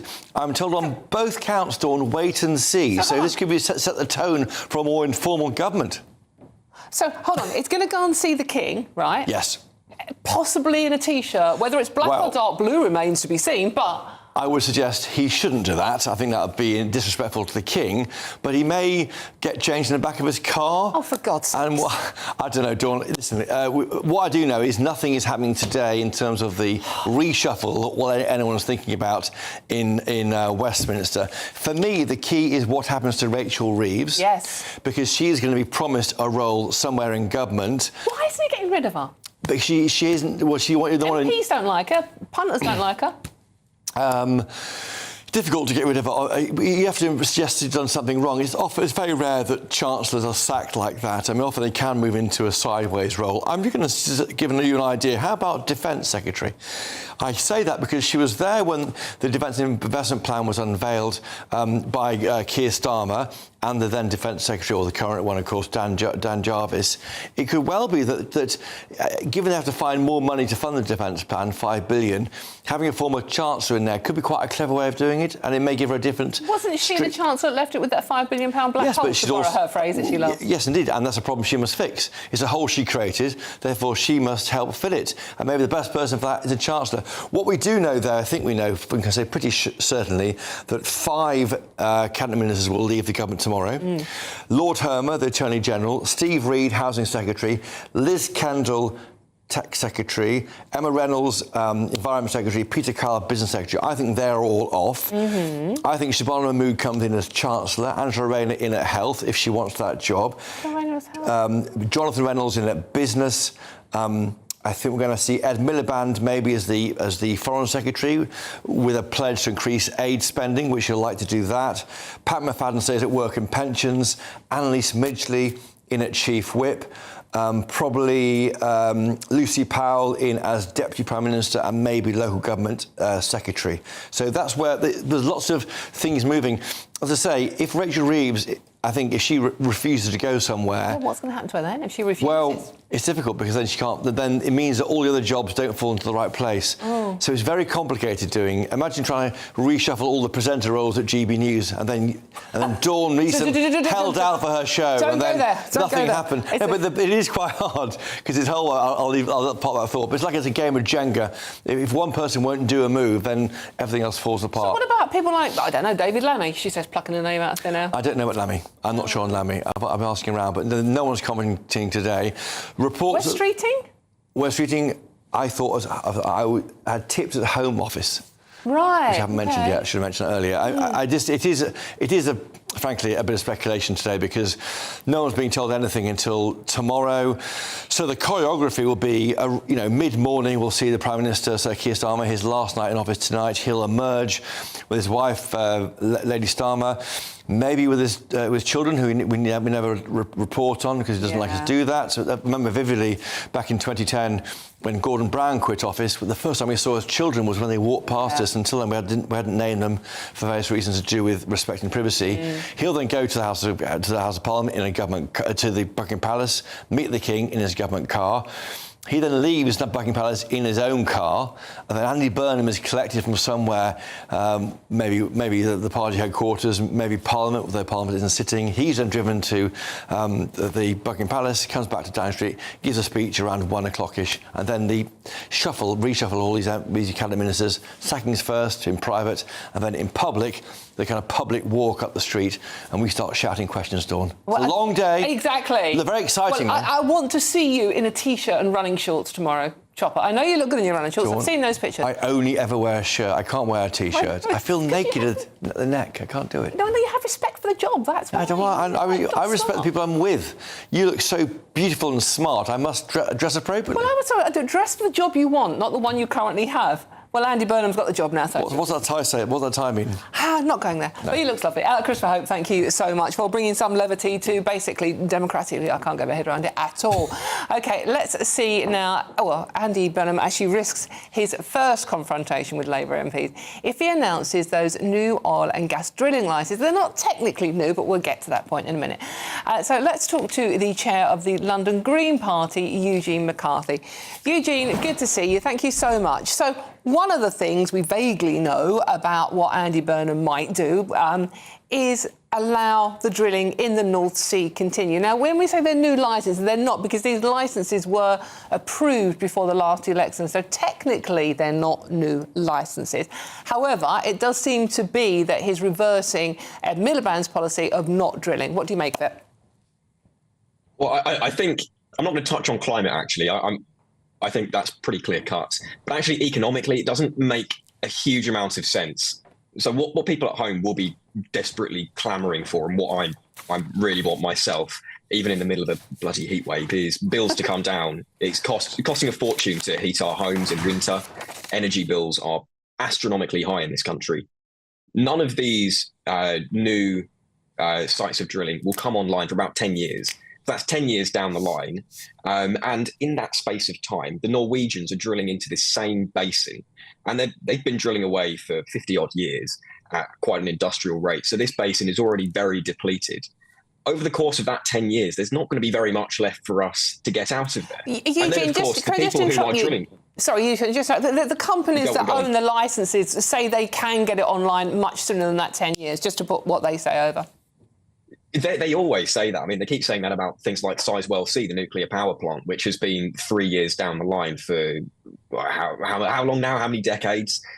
They don't keep to timelines, frankly, and I don't trust them. But that's the other point that you touch on. The way the Norwegians have done this with North Sea oil and gas is they have a publicly owned company who extracts the oil and gas and processes it, and keeps a tremendous amount of profit for the Norwegian people. What we're doing, what Burnham is proposing, is giving this to private companies who take a handsome profit out of it and spread it to global tax havens wherever they're based. So, Eugene, not strictly true, because it also employs an awful lot of people in Scotland, which the unions have some say over as well, and they're in favour of this for that very reason. It employs an awful lot of people, and it does make money for the economy. Let's be honest about that. It's not all going to rich fat cats I'm not debating that, but the fact is the Norwegians have all of that benefit, a lot more processing in Norway, whereas we export a lot of ours to be processed. They have all the jobs, and then they have a massive, massive sovereign wealth fund, one of the biggest in the world, which all Norwegian citizens benefit from, funded by this industry. And they're using the funds from there to diversify their economy away from this, frankly, very limited resource. The North Sea oil and gas reserve will run out. Like, forget climate change, they're going to run out fairly soon. And when that happens, all those jobs are going to be gone. The way the Norwegians are doing it is they're taking the profits from that as a publicly owned company to reinvest into the economy, ensure that people have decent jobs. Whereas what we're doing is saying, look, whatever multinational oil conglomerates, you can take your profits, you can give your shareholders insane payouts and leave people, particularly in Scotland, high and dry, not taking much of the reward domestically at all. OK, well, we'll park that for now, because there's a lot I could say, but we won't have that much time. What about the other aspect of what he is implying he is doing, and that is scrapping the green levy on the energy bills, which will save, households, ordinary working people, we always go on about them, don't we, 3.2 billion over the years. Now, that has to make sense. Surely we're all struggling. Yeah, I completely agree with that. It's not a very sensible way to fund investment. We do need a tremendous amount of, I think, state-led investment in our energy infrastructure. Things like solar panels, wind farms, perhaps even nuclear, but importantly also our energy grid. That cannot come at the cost of some of the most vulnerable people in the country. A lot of these things are financially self-sustaining. If the government borrow to invest, they can make a profit. They can, governments, it'll be a surplus. They can pay off the amount of money they borrowed, even at fairly high interest rates at the moment, and not have to burden the British taxpayer with it. It's a sensible decision. OK, Eugene, just very quickly and finally, who would you like to see given the job of being in charge of the green energy, the Minister for Green Things tomorrow? Oh, that's a tricky one. Can I say myself? I'm not an MP, but yeah, I don't trust any of the Labour people. Hey, that doesn't matter, Eugene. Burnham wasn't an MP up until long ago, was he? So I'm sure we can fix it for you. Eugene, thank you so much for joining me, as well as having a good sense of humour. That's London Green Party Eugene McCarthy there. OK, let me know your thoughts on all of that one. You might get cheaper energy bills, but, it seems a bit of a U-turn, a bit of a flip-flop already. In any case, now, the 2026 World Cup draws to a close tonight as defending champions and cheats. Argentina take on Spain in the MetLife Stadium in New Jersey. England's World Cup campaign finally drew to a close last night with that magnificent and quite shocking game. No one saw that coming. The Three Lions beat France to secure third place, France were tipped to win the whole thing. England's best finish at a World Cup since 1966. So are we all happy about it tomorrow, and are you looking forward to tonight? Let's find out what GB News reporter Isabel Feculak is finding out on the streets for us. Isabel. Yes, good afternoon, Dawn. I have to say I have seen a few Argentina tops amongst the crowds here at Clapham Common, but we have been speaking to people this afternoon, lots of people from all over the world, and I have to say that the general consensus ahead of tonight's World Cup final is that the entire world is backing Spain. Of course, they'll be hoping for their first World Cup win since 2010 in South Africa. It's their first final since then as well. And as you say there, Argentina hoping for back-to-back World Cup victory. But what are people here in Clapham thinking and predicting and hoping for? Have a listen. Spain to thrash Argentina, 3-0. Still feeling a bit sour about the other? Yeah, I think everyone pretty much except for Argentina is probably rooting for Spain to win. Oh, to be honest, I'm just sad that England have lost, not in it. I hope Spain win. Although I kind of like Messi to win, but it's just going to be a sad watch. Oh, tonight I think I'm supporting Spain, but obviously because England is eliminated. My friend's from Argentina, but I'm still rooting for Spain. Well, as you can see there, some England fans, of course, still have that sour taste in their mouths following that heartbreaking semi-final defeat. Although a little bit to be happy about last night, claiming that third place, though. Many England fans here wishing that it was us playing in the final tonight. It's not, though. Spain versus Argentina tonight, 8 p.m. kickoff. We'll be chatting to people all afternoon here to hear what they're predicting and hoping for in the build-up to that match. Thank you so much, Isabel. Indeed, that's news reporter Isabel Fekler on the streets of London there, finding out what people are thinking about tonight's match. Thank you so much, Isabel. And Steve's got in touch. I mean, Steve, you do sound a bit grumpy, if you don't mind me saying. Steve said, who are we cheering on tonight, Dawn? Nobody. I'm not cheering anybody on. Oh, come on. I mean, Spain, you know, at least they haven't cheated that much, have they? But I get people love Messi, don't they? Let me know what you think at gbnews.com/your say. Now, we've got some good news for you as well. There has to be some, and it doesn't involve mentioning the name Burnham. Well, it might do. I can weave it seamlessly in. It's time for the Great British Giveaway and your chance to win that golden summer celebration. You could bank an incredible £60,000 in tax-free cash, unless Andy Burnham decides he's going to tax it. See, I did it. You didn't notice. And your very own real gold bar worth over £5,000. Here's all the details you need to make it yours. What would you do with £60,000 cash? What would you do with a real gold bar? Well, both have to be won in our Golden Summer celebration. First, there's £60,000 in tax-free cash to bolster your bank account this year. You can spend it on treats, splash out on the family, or just save it for a rainy day. It's entirely up to you. Plus, we'll also give you a fine gold bar worth over £5,000. That's genuine gold that you could gift to a loved one or just lock up in your own personal vault. The gold and the cash really could be yours. For a chance to win £60,000 in tax-free cash and a real gold bar, text GOLD to 63225. One entry costs £2.50 plus one standard network rate message, or text BONUS to 63225. 5 entries cost £5 plus one standard network rate message. Go to gbnews.com/win. Entry start at £2.50. Call 0903 686 3232. Calls cost £2.50 plus your network access charge, or post your name and number to GB22 PO Box 8690 Derby DE1 9TT. UK only. Entrance must be 18 or over. Lines close at 4 p.m. on the 21st of August. This is a network giveaway. Entries will be pooled. Please check the closing time if listening or watching on demand. Good luck. Good luck indeed. Lots of you getting in touch. And April says, Dawn, leave Chops alone. He looks great and puts Burnham to the shade. I was teasing him slightly. I'm allowed to do that. I think Chopper always does look great and makes an effort to look very, very smart, as do pretty much everybody on GB News. Shame we can't say the same about our politicians. I'm Dawn Neeson. This is indeed GB News, and there's lots more coming up on today's show. GB News can reveal that convicted grooming gang rapists are back on Britain Street after serving as little as 3 years behind bars. All of that and much more to come. This is GB News at Britain's News Channel. I'll see you very soon.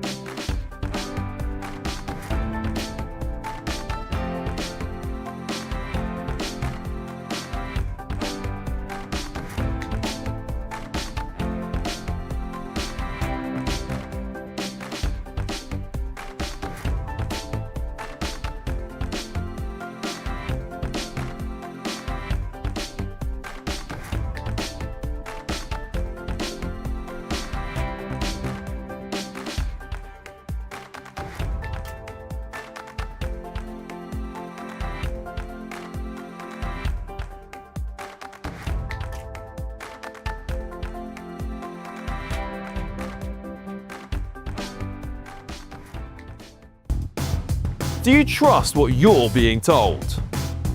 Good, because neither do I. Those are just facts. I'm Alex Armstrong, and on my show, we'll expose the spin. Well, I want to answer that because you didn't let me last time, because you always speak over me. The broken promises. To deny that is denying the truth. And the hypocrisy. Needs to stop. You think we can allow? Politics, policy, parliament. Nothing is off limits. No sugarcoating, no fear of offence, just the truth laid bare. Tune in every Saturday and Sunday at 9 p.m. for Alex Armstrong Tonight, only on GB News, Britain's news channel. Here at GB News, we made a promise to tell your stories. And on the 6th of August, we're marking 5 years of doing exactly that. Celebrate with us by having your say. Join in the debates live on TV and radio. And meeting your favourite presenters across the country, from Leeds to Aberdeen, from Belfast to Barry Island. Plus, join me in Essex for our biggest live show of the year. Scan the QR code or visit gbnews.com/celebrate. Terms and conditions apply. Britain deserves a newsroom that puts the facts and your voice first. Well, and that's what you get on GB News. Lively debates, lively conversation. And we're not afraid to hold power to account. And each other. So join me, Andrew Pearce. And me, Miriam Gates, for Britain's Newsroom, weekdays from 9:30 on GB News.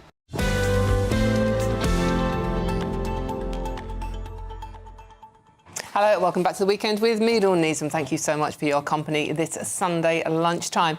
Now, GB News can exclusively reveal that 3 convicted grooming gang members, rape gangs shall we call them, have been released from prison years before completing their sentences. Former taxi driver Ismail Haji, his brother Imran Haji and Ibrahim Kola from West Yorkshire were all freed without even serving half of their jail terms. One of the victims was 13 years old, by the way. The revelation comes as thousands of offenders are set to be released this September under Labour's plans to ease the prison overcrowding crisis. Joining me now is online safety consultant Jonathan Taylor. Jonathan, another one of these stories that I just get so upset and angry about. The kids involved in the victims of these 3 pieces of filth are living with this for the rest of their lives, and these people are out walking the streets after serving less than half of their sentences. They raped a 13-year-old. Yes, afternoon, Dawn, and here we are again, as you say, and we're going to be here many more times under the Sentencing Act 2026, brought in by the current government. We're going to see this. Now, what I don't understand, and even in my position I don't understand it, you've got this standard determinate sentences as opposed to extended. Now, the extended are the more serious, they talk about the more serious crimes. Well, this is probably the most serious crime I can think of. You know, obviously the extended determinate sentences include murder and terrorist offences. Well, surely the rape of a young child, or the rape of anybody, in this case children, has to be up there. And of course, that would therefore make it, or put it into the bracket of not actually part of this system. But at the moment, these are just standard determinate sentences. So I think we'll be here again. Jonathan, it's quite astonishing as well. In every case we cover where these people are getting out, they seem to show no remorse. I mean, the previous one that we were covering on this channel, I mean, he actually didn't think he'd done anything wrong in the first place. He just, you know, he thought raping a 10-year-old girl was just like having sex with her. Well, that's another point to the whole system here, because we talk about rehabilitation, we talk about sex offenders rehabilitation, and what happens inside prison. Well, if they don't actually admit to it, if they're actually blind to it themselves, they can't go into any system that's going to try and attempt to rehabilitate these, well, animals, I've got to be honest. So they're not excluded, so they can be let out after a third. They're not having any form of rehabilitation. They're released into society. Yes, the government would say, well, they're going to be under license, they might be tagged. But still at the moment, Dawn, I've just tried to find out how many have been recalled since this began. And that figure is not available yet. I'm waiting for that to see exactly whether this has worked or not. Yeah, I can imagine. I can imagine it's going to be quite hard to find that figure out because I suspect it is quite high. How much faith do you have in when these people, rapists and sex workers, are released, the government try and reassure us by saying they will be closely guarded by the probation service, they will be wearing tags, they will have to live in safe houses that we know where they are all the time? I mean, another story we covered, I mean, that happened for, I think, precisely 18 months, and that person just disappeared into the ether. How much faith do you have in the fact that they are going to be kept an eye on and that the victims are able to walk the streets without bumping into their attackers? Honestly, Dawn, I have no faith. I do a lot of training, and the last training I did for probation officers who work extremely hard, asked them one question: how many of you believe in the rehabilitation system? They all put their hand up. I said, keep your hand up if you believe in the rehabilitation of child sex offenders. They all put their hands down.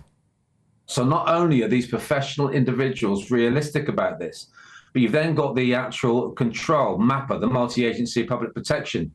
Well, the agreement there, these police officers, the probation officers, social services, they are snowed under. So whether they've got a tag on their ankle, these people are going to be walking the streets, and the victims, yes, as you say, Dawn, unfortunately, most likely will bump into them. Absolutely horrific. Jonathan, I really hope, it's always a pleasure to talk to you, but I really hope we just can stop having these conversations and that these people are put inside and the key is thrown away. That's online safety consultant Jonathan Taylor there. Thank you so much for joining us. OK, a government spokesperson stressed to GB News that the majority of these offenders were released under the previous government. In a statement, they said the grooming gang scandal was one of Britain's darkest moments. That's why we launched an independent inquiry and have driven child sex offence convictions to record levels. Sex offenders released on licence are supervised by the probation service and are subject to strict licence conditions to protect the public. They can be recalled to prison immediately if they breach those conditions or if their risk increases. OK, let me know what you think about that one, won't you? I'm sure you will. I'm Dawn Neeson, this is GB News. Plenty more coming up on today's show, but first it's time for the news headlines again.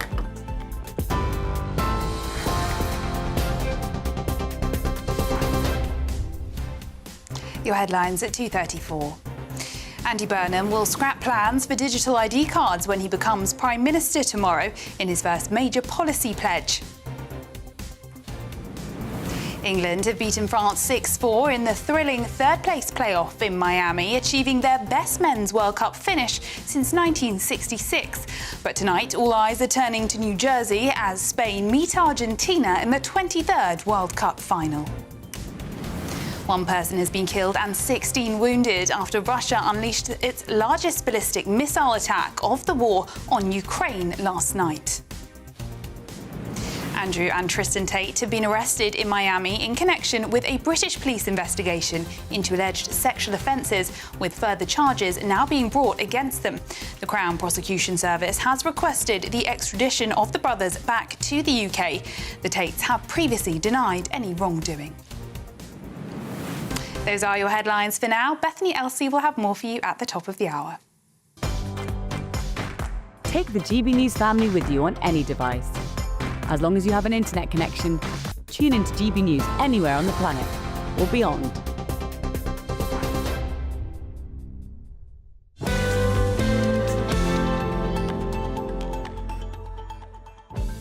Thank you very much, Sophia. We're treating you today till you get Sophia first of all, then you're getting Bethany coming up. I mean, what's not to like, apart from me in between, obviously.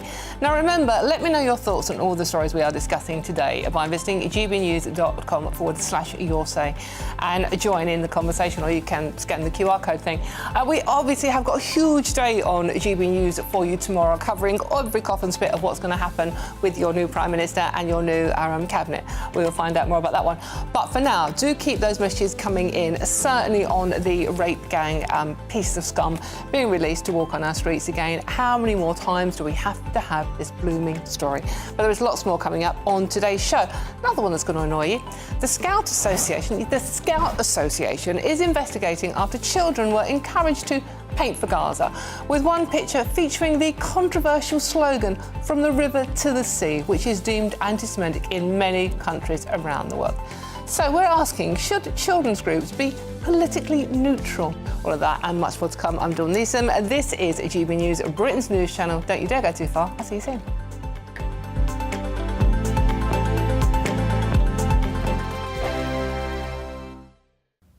Good morning and welcome to your latest GB News weather update from the Met Office. Well, the prolonged dry period continues as we go through the vast majority of this week with some strong sunshine at times and still pretty warm. The reason for that, once again, it's high pressure dominating through much of today and indeed through the week ahead. So the settled and dry theme will continue for the vast majority, but the cloud is just about thick enough this afternoon for one or two very light showers just running down the North Sea coast, and we could see one or two showers developing across southwest England. These could be on the heavy side actually later this afternoon. But for the vast majority, somewhat more in the way of cloud compared to yesterday, but long periods of strong sunshine, high levels of UV, and temperatures once again in the low to mid 20s, though not quite as hot, with some lower humidities compared to recent days. But let's just focus in on those showers as we go into this evening, because we could see one or two isolated thunderstorms developing, particularly across West Devon and Cornwall. These will be slow moving, so locally there could be a fair bit of rain falling in a short space of time. But most of us will end the weekend dry, sunny and warm with a light northerly breeze. The cloud, though, will thicken across the northwest of Scotland through this evening, and that will certainly bring more in the way of drizzle and light outbreaks of rain as we go through this evening and overnight too. So a damp pitch to come for some northern parts of Scotland here as we go into the early hours of Monday morning. Most of us, though, will stay dry with some prolonged clear periods, one or two isolated fog patches in the countryside, and actually turning into a quite widely cool night. Potentially getting quite chilly actually in some central parts of the UK, particularly across the Midlands and East Anglia. Temperatures perhaps falling down to 5 or 6 degrees in some rural areas, but towns and cities mostly holding up into the double digits. So Monday dawns on a bright note for most of us. The best of the sunshine through the day will be across more western areas, particularly western parts of England, Wales, central and western Scotland. A cloudier day compared to Sunday for Northern Ireland and the east, perhaps the odd light shower, but once again many places staying dry and highs reaching 25 or 26 degrees. Join me, Nana Akweer, for an informative, interactive news programme with a difference. It's fun. No, you didn't say that, Dave. I'm so surprised. I think there's an element of truth to that. Join me from 3 p.m. every weekend, only on GB News, Britain's news channel. Breaking news, live updates, stories that matter. From the heart of the GB newsroom to every corner of Britain, with our team of dedicated journalists across the UK. GB News bulletins are there to deliver the latest news that matters to you. Bulletins on GB News, the People's Channel, Britain's news channel. As soon as it hits 11 and the headlines come in, The Late Edition brings you the breaking news from all the front pages. because the news is going to happen. So get a head start today. Patrick Christie's tonight, Late Edition. Alex Armstrong tonight, Late Edition. From 11 o'clock every night. Only on GB News, the People's Channel, Britain's news channel.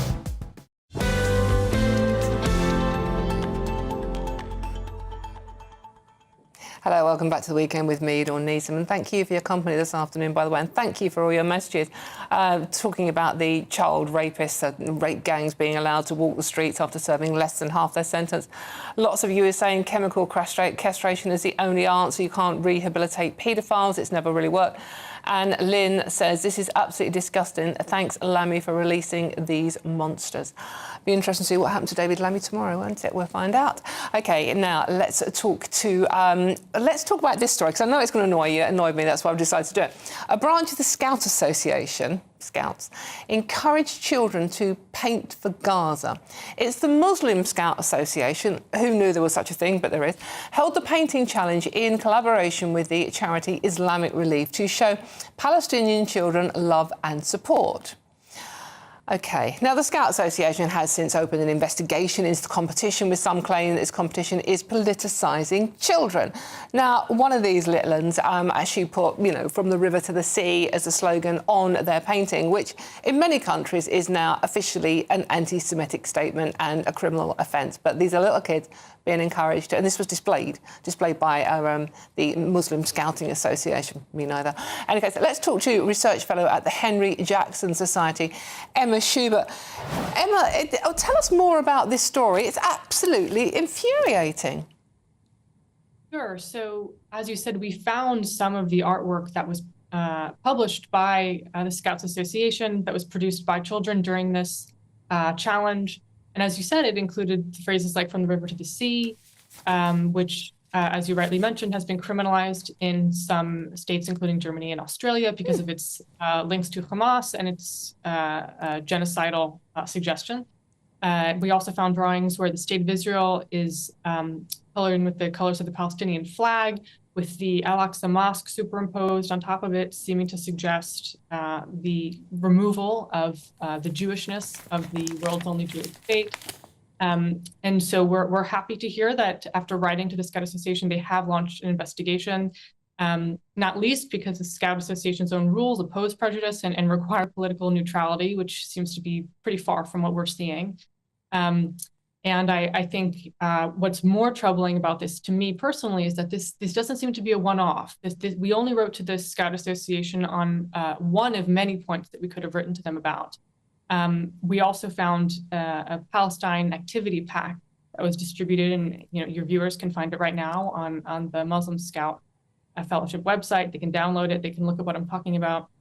This is an activity guide that is given to group leaders for children as young as 6 years old. And some of the activities include things like children can earn a badge for depriving themselves of 1 to 2 meals every single day for a week in order to simulate what the activity pack describes as the life of a Gazan refugee. So this is pretty disturbing suggestion for a Scout activity. And we think that the public should know about it. Parents trust the Scout Association, and they deserve some answers. What age children are we talking about here, Emma?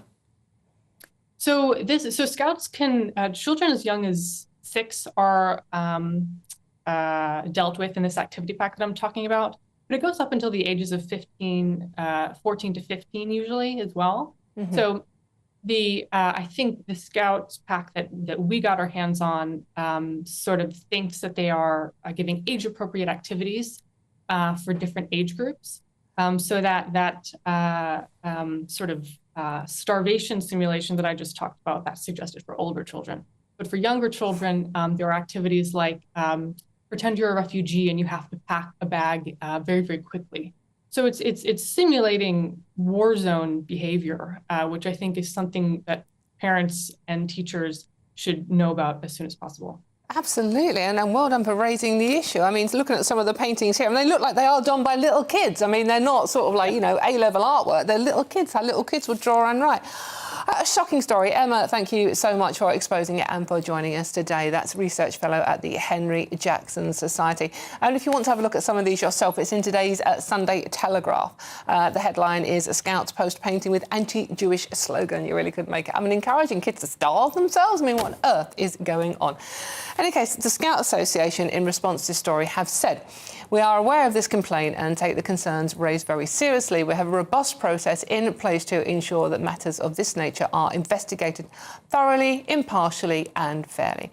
The complaint is currently at an early stage and we are in the process of establishing the relevant facts. And if you're not annoyed by that one enough, have a look at the Mail on Sunday today as well, where there is a story about books aimed at 5-year-olds, teaching them about transgender culture using ABC. You won't believe what you're reading. I can't believe it. Anyway, have a look. I'm Dawn Neeson. This is GBNews. Lots more coming up on today's show. Yeah, just in case you're living under a rock. Tonight, Spain face Argentina in the World Cup final. We'll speak to the England fan who paid $8,000 for a ticket only to sell it and get his money back after England crashed out. It's a fascinating story. But if you are in search of some holiday sun, this time of year, it's really nice most places, to be honest with you. Here's a forecast for those top European destinations. Dinner under the stars tonight? That reminds me of our travel insurance. You mean All Clear Skies? All Clear Travel Insurance sponsors GB News Travel Destinations forecast. Hello there. Southern Europe remains very much in heatwave conditions, and all this heat and humidity is enough at times to produce some thunderstorms. So some heavy, possibly thundery downpours expected across northern parts of Italy, Austria, Slovenia, and very high temperatures anywhere around the Adriatic coastline and also across Greece. Temperatures not quite as high as we move our way further west. Lots of sunshine, and the sunshine stays with us for the rest of the week, along with the high temperatures. All Clear Travel Insurance sponsors GB News Travel Destinations forecast.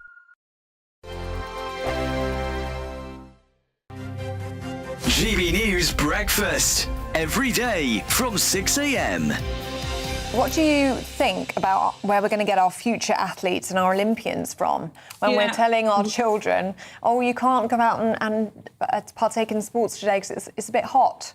It's a bit hot. Yeah, I know, it's ridiculous, isn't it? I mean, you're absolutely right. And, you know, not only are we cancelling sports days in some schools, and you said, you know, have to. No, they don't have to. This is the choice that the schools are making, and the heads are making. So my granddaughter's school, I've just done the school run this morning. They're not cancelling their sports day. You know, they're just being sensible.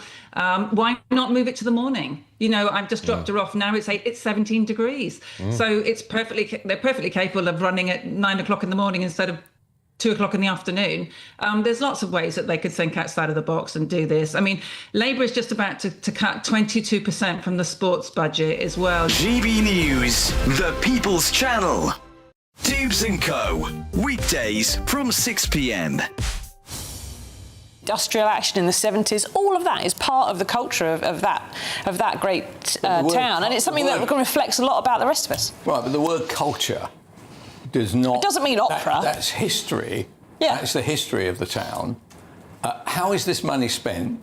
Whose money is it, right? I presume it's taxpayers' money, i.e. my money anyway, and if you pay tax, Susie, that will I do pay a bit, Calvin. Okay. Yeah. Not as much as you, I'm sure. No, but how much do we spend on the City of Culture for Hull? Do you know? Well, look, so these shortlisted towns, they will receive £60,000 each to develop their full bids. Apparently, it's about restoring pride in local areas. They want to deliver a decade of national renewal. They want to shine a light on local visions and voices, they say, from across the UK. GB News, the People's Channel. Britain's newsroom. Weekday mornings from 9:30. So you go along to the car showroom and only like 10%, at most maybe 15%, pay cash. The rest buy it on some form of financing. And you often buy, it's a bit like a mortgage, and it's like buying a mortgage from the estate agent, which we all know is a terribly bad idea. Yeah. But this is what people did. And the deal is, the scandal is, the guys in the showroom were acting as dealers and brokers, and they were in many cases inflating the interest rate that you paid so that they could get bigger commission. And they didn't declare that. So you basically ended up paying more for your car than you would otherwise have done if you'd gone into the open market and found yourself, you know, a better deal. How did that come to light? Well, over many years. I mean, this has been going on since 2007. GB News, the People's Channel.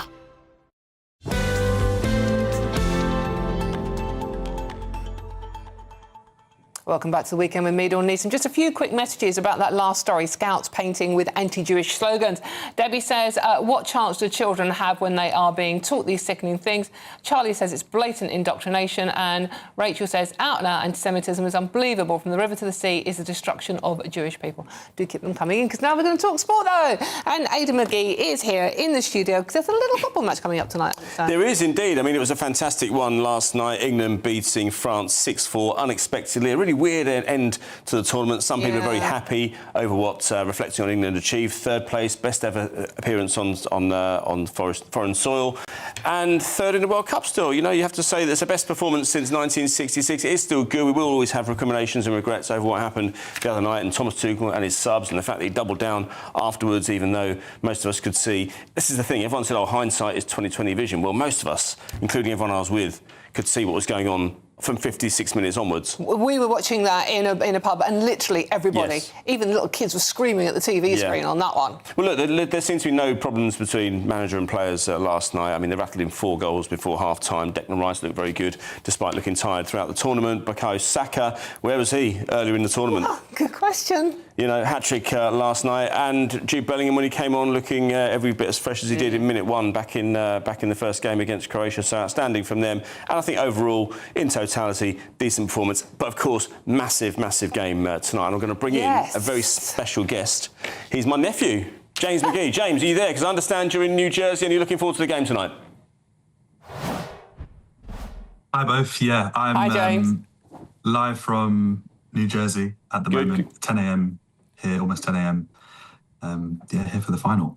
Yeah, and I understand you spent $8,000 on a World Cup ticket. Now, first of all, where did you get that kind of money from? I had no idea that you had that kind of cash reserve. And can Dawn have a loan? Yeah. The bank of mum and dad got called up. No, I had a pot that I've been out here for 3 weeks and I've not been to any games, and I was kind of just able to justify, having not been to any games for the last 3 weeks, a spot to the final if England made it there. And that looked to be the case for 20, 30 minutes, but it wasn't to be. Yeah, so what happened then? You managed to get your money back? Yeah, I mean, it wasn't an easy process, because the way it works is you buy the ticket, FIFA adds a handling fee, and then when you sell the ticket, they had another handling fee. Right. So in order to, we paid about $7.5 grand initially, but on the FIFA platform, $7.5 grand comes up as 10 grand for the buyer. So it was long, and there are people trying to scam you, and it was a long process. But finally, we found someone who had flown in from India to come and watch Messi in his last match, who was willing to pay money. Met up with him yesterday, and the deal was sealed. And you've reinvested some of that money for tonight's game, haven't you, for something different? Yeah, there's a big being held by FIFA a watch party in Central Park. I think it's about 50,000 people that are going to be there. So that's the ticket to have if you're not at the final. And I managed to secure one. Someone's flight got cancelled because it's been really bad weather out here the last couple of days, and I managed to have a little bit of luck and grab that this morning. And scamming is a problem as well, isn't it? Yeah, massive. I mean, in my few weeks of trying to buy tickets, you get probably 80% of people that say they're selling tickets aren't. They're just trying to get what they can. And there was someone this morning who I saw said that in their attempts to buy tickets for the final. Yeah, $47,000. $47,000. James, you're going to have to leave it there because we've got to get to break. Great to hear from you. Have a great time tonight, yeah? James, thank you so much. Loving the Spanish skirt as well. I'm Dawn Neeson. This is GB News. Thank you at home so much for watching, but don't go anywhere because Nana Akua is up. Expect warm spells with the odd rude interruption. Box Boilers sponsors the weather on GB News. Hello again and welcome to your latest GB News weather update from the Met Office. If you're after rain in the week ahead, unfortunately it's going to be bad news. It's looking like being another dry week for the vast majority, and there will be further spells of very warm sunshine. So the dry and settle theme is courtesy of this large area of high pressure, and whilst that will drift away a little bit towards the southwest later in the week, it is set to stay dry, as I say, for the vast majority. One or two evening showers perhaps for Devon and Cornwall, those quickly clearing away though as we go into the darkness hours, and across northern Scotland we could see a bit more in the way of thicker cloud and outbreaks of light rain and drizzle arriving through the early hours. But for the vast majority, it will stay dry through tonight. In the towns and cities, it will stay relatively mild, with temperatures holding up in double figures. But in the countryside, well, we could see it turn rather chilly, and temperatures could fall down to 5 or 6 degrees Celsius where skies stay clear. But a slightly less chilly night for northern Scotland because of that thicker cloud, and it will be a little bit damp to start the day, some areas of hill fog as well potentially. For Northern Ireland also bits and pieces of drizzle first thing in the morning, but for many western and southern parts of Scotland a bright start, plenty of sunshine, blue skies for northwest England, Wales, the Midlands and southern England. Notice though towards the east a bit more in the way of cloud, particularly for East Anglia and North East England, and it certainly will be a cloudier day for these areas compared to on Sunday. Once again, there's small chance of a few light fleeting showers, but many places seeing very trivial amounts of rain, if anything at all, and staying entirely dry. A cloudier day for Northern Ireland compared to on Sunday too, but where you do see the sunshine for western and central Scotland, Wales and western England, where we could see highs of 25 or 26 degrees. Somewhat cooler though where skies remain cloudy. And it stays similar through tomorrow evening as well. Still the cloud thick enough just about to bring one or two light showers across the very far north of Scotland, and maybe for some eastern coastal counties of England too. But the theme through the rest of the week is for it to stay generally dry. Lots of sunshine, mainly in the south of the UK towards the end of the week, and temperatures will climb perhaps to the high 20s later in the... Expect warm spells with the odd rude interruption. Box boilers sponsor. What would you do with £60,000 cash? What would you do with a real gold bar? Well, both have to be won in our Golden Summer celebration. First, there's £60,000 in tax-free cash to bolster your bank account this year. Plus, we'll also give you a fine gold bar worth over £5,000. For a chance to win, text GOLD to 63225. One entry costs £2.50 plus one standard network rate message. Or text BONUS to 63225. 5 entries cost £5 plus one standard network rate message. Go to gbnews.com/win. Entry start at £2.50. Call 0903 686 3232. Calls cost £2.50 plus your network access charge. Or post your name and number to GB22 PO Box 8690 Derby DE1 9TT. UK only. Entrance must be 18 or over. Lines close at 4 p.m. on the 21st of August. This is a network giveaway. Entries will be pulled. Please check the closing time if listening or watching on demand. Welcome to Free Speech Nation with me, Josh Howard. This is the show where each week we see what's happening in the world of culture, current affairs and politics. First we'll say, welcome to the UK. Oh, thank you. And we're not afraid to use our free speech so that you can use yours. It's not controversial in the slightest to anyone who hasn't lost their mind. Free Speech Nation, Sunday nights at 7 p.m. Only on GB News, the People's Channel, Britain's news channel. From the school run to the home run, watch a new show for all of Britain. He can say whatever he wants. A straight talking show where all voices are heard. And, when are we going to stop talking about smashing the gangs and actually do it? With the stories that matter from every part of our country. There's a bit of a crash landing there for your Chancellor. Bold, fearless and standing up for you. That's me, Martin Daubney, 3 p.m. till 6 p.m. weekdays here only on GB News. The People's Channel, Britain's news channel. I've been in Westminster for a long time, but I know that though power may be here, its effect on people's lives is across the whole of the country. We may be where rules are made, but it's where they're implemented that matters. Join me, Jacob Rees-Mogg, for forthright and frank discussion on where Britain has come from, where it's going, and where it will end up. That's State of the Nation, Monday to Thursday, 8 to 9 o'clock. Vox Populi, Vox Dei. You want to know what's really going on in the corridors of power? Labour don't know what to do with you half the time, and that makes you quite lethal in the chamber. Get behind the headlines with Chopper's Political Podcast. Join me, Christopher Hope, as I sit down with the great and the good of British politics. We'll see where this ruling takes us. These are the stories shaping our nation. Chopper's Political Podcast, available now on all platforms. Listen in and stay ahead.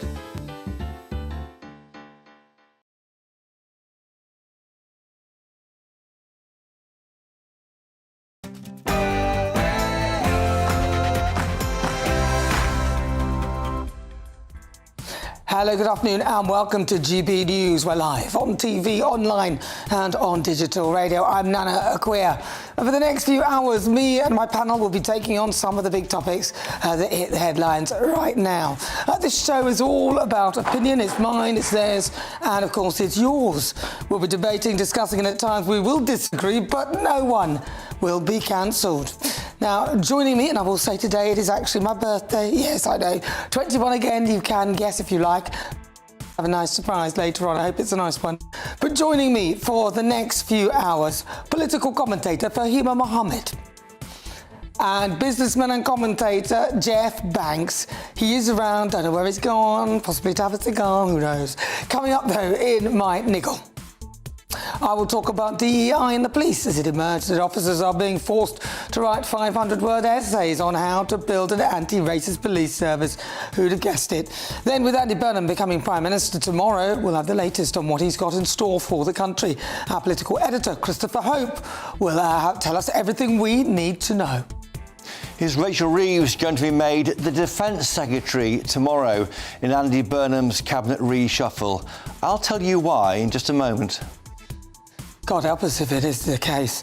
Then in the Great British Debate this hour, I'm asking, should Andy Burnham scrap the digital ID scheme? That is the question on my poll today. gbnews.com to cast your vote. Then in the interview, joining me, the co-founder and executive director of the Henry Jackson Society, Alan Mendoza, who'll be explaining why he is taking on the Scouts. Just that will be just after 5. Stay tuned. And England's 60 years of her go on, but Argentina or Spain will become world champions tonight.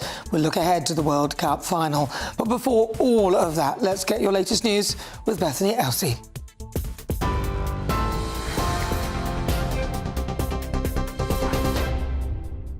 Good afternoon. Your top stories at 3:02. Andy Burnham will scrap plans for digital ID cards when he becomes Prime Minister tomorrow, pledging instead to redirect the resources towards people's everyday priorities. It's part of a package of measures he's preparing to unveil during his first weeks in Number 10, aimed at tackling the cost of living. It comes amid reports he'll also announce support for new oil and gas drilling in the North Sea. On Monday morning, Sir Keir will formally resign and Mr Burnham will be appointed by the King as Britain's Prime Minister before making his first official address to the nation from Downing Street. Labour MP Melanie Ward told GB News he will bring bold change. Andy has said that he will do is stick to that Labour manifesto, but within the bounds of that, bring much bigger, bolder change to ordinary people across this country. People are crying out for that. And I think they've had enough of political jiggery-pokery and they want us to get on with the job now, and that's what we're going to do. England have beaten France 6-4 in a thrilling third-place playoff in Miami, achieving their best men's World Cup finish since 1966. A hat-trick from Bukayo Saka helped 3 Lions win third place, as well as goals from Konza, Rice and Bellingham. But tonight, all eyes are turning to New Jersey as Spain meet Argentina in the 23rd World Cup final. Former Premier League manager Harry Redknapp has been speaking to GB News this morning, giving his predictions. I'm hoping that Spain can win, although I think it'll be a tight game again. To be honest, Spain haven't got a lot of goals in them. They're difficult to break down, and they keep the ball ever so well. But I do think that Argentina, if they go out on the front foot like they finished against England, then it's going to be a close game. I could see a draw again. I can see extra time. I think it'll be. The US military said it launched strikes against Iran last night in retaliation after 2 US service members were killed in Jordan, while a third remains missing in action. Donald Trump called the deaths a shame, but said the mission is still critical. The US president made the comments to the New York Post around an hour into the attack. In response to the latest strike, Iran's army said it carried out drone attacks on 2 US bases in Kuwait. That's according to state media. The US and Iran have ramped up attacks against each other in recent days, with both sides accused of striking critical infrastructure. Meanwhile, Russia has hit Kyiv with one of the largest ballistic missile attacks of the war overnight, killing 1 person and wounding at least 14. It comes after Ukrainian drone attacks across Russia yesterday killed 9 people. President Volodymyr Zelensky has said this morning that Ukrainian forces struck 3 oil depots and a fuel facility in Russia's southern Stavropol region. He added that 3 Russian tankers from the Shadow Fleet had also been hit in the Black Sea. Andrew and Tristan Tate have been arrested in Miami in connection with a British police investigation into alleged sexual offences, with further charges now being brought against them. The Crown Prosecution Service has requested the extradition of the brothers back to the UK. The 38 additional charges, in addition to 21 existing charges, relate to alleged sexual offences between July 2010 and August 2017. The Tates have previously denied any wrongdoing. The Met Police is reportedly planning to scrap its entire roads policing unit to save money, prompting fears London will become even more dangerous. The Telegraph is reporting that the Roads and Transport Policing Command could be axed and the responsibilities spread across other teams as part of the cost-saving reforms. While the unit specialises in responding to and investigating road traffic accidents, it'll also work alongside other departments to prevent and detect crime on the roads.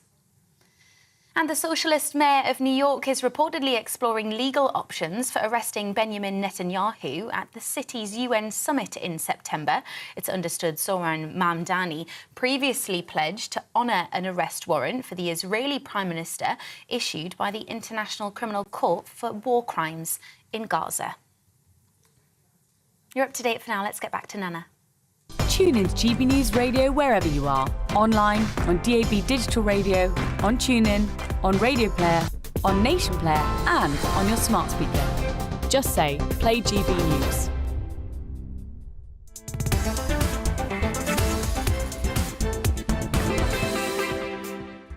Hello, good afternoon and welcome to GB News. We're live on TV, online and on digital radio. It's 7 minutes past 3.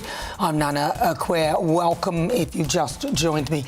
Coming up this hour, in the Great British Debate, I'm asking, should Andy Burnham scrap the digital ID scheme? The incoming Prime Minister is about to ditch one of Sir Keir Starmer's flagship policies, one that wasn't in his manifesto, by the way. So for the Great British Debate this hour, I'm asking, should Andy Burnham scrap digital ID? That is the question on the poll today as well. Head over to gbnews.com to cast your vote. Then in the next Great British Debate of this hour, I'm asking, should people be jailed if they desecrate the national flag? Now, people in Japan could be sent to prison for 2 years if they do just that, but critics claim it's an attack on free speech. Now, there's a paradox, isn't there? So for the Great British Debate this hour, I'm asking, should people be jailed if they desecrate the national flag? And in Worldview, we'll cross live to speak to the host of the Politics People podcast, Paul Duddridge. He'll be talking about Donald Trump's claims that China interfered in the 2020 US presidential election. All of that is coming up. As ever, send me your thoughts, post your comments, gbnews.com/your say.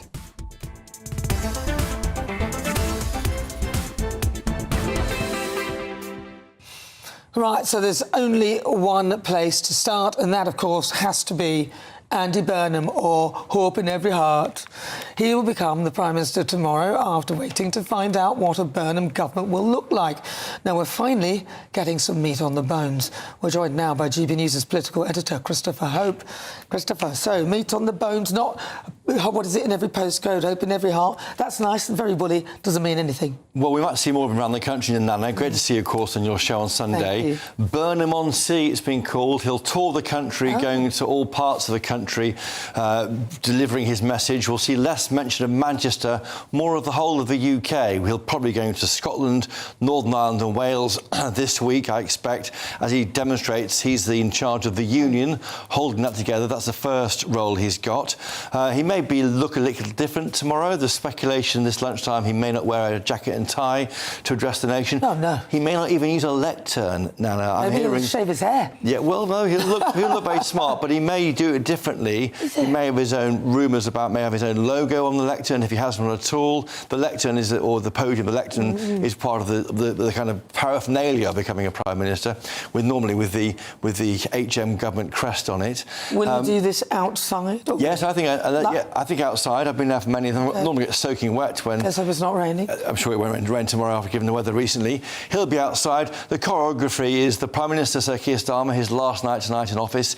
He goes off to from Downing Street to Buckingham Palace in his government car, meets the King, says, I'm no longer Prime Minister, but I've got a guy following me who will be. He then is taken away in a private vehicle, and in sweeps Andy Burnham in a government car, straight to Downing Street. He walks up Downing Street and then speaks to us all, maybe if not behind a podium, maybe not wearing a jacket and tie. Then in the afternoon, he appoints his team, and this is where I think it gets very, very interesting, because I've been looking at all the jobs and where they might end up. I think we'll see Shabana Mahmood in as Home Secretary. That's pretty nailed on, I think. So she'll stay there? I'll start again. Shabana Mahmood as Chancellor of the Exchequer, forgive me, not as Home Secretary. But she doesn't know anything about economics. But she's someone who can... She was Shadow Financial Secretary of the Treasury in 2016 for a year, whatever that meant. I mean, not really in charge of any spending, but someone who can take on the left, maybe cut the benefits bill. Lucy Powell in local government and Deputy Prime Minister. Louise Haig as the Chancellor of the Duchy of Lancaster. Minister in the Cabinet Office. Others too, Angela Rayner in at Health, Jonathan Reynolds at Business, Annalise Midgley, the Chief Whip, and Pat McFadden stays at Work and Pensions. Familiar names leaving us probably tomorrow. Richard Hermer, Lord Hermer, the Attorney General. Hallelujah. Steve Reed, he'll be off. He's the one that didn't know how many houses. Yes, Very caught up by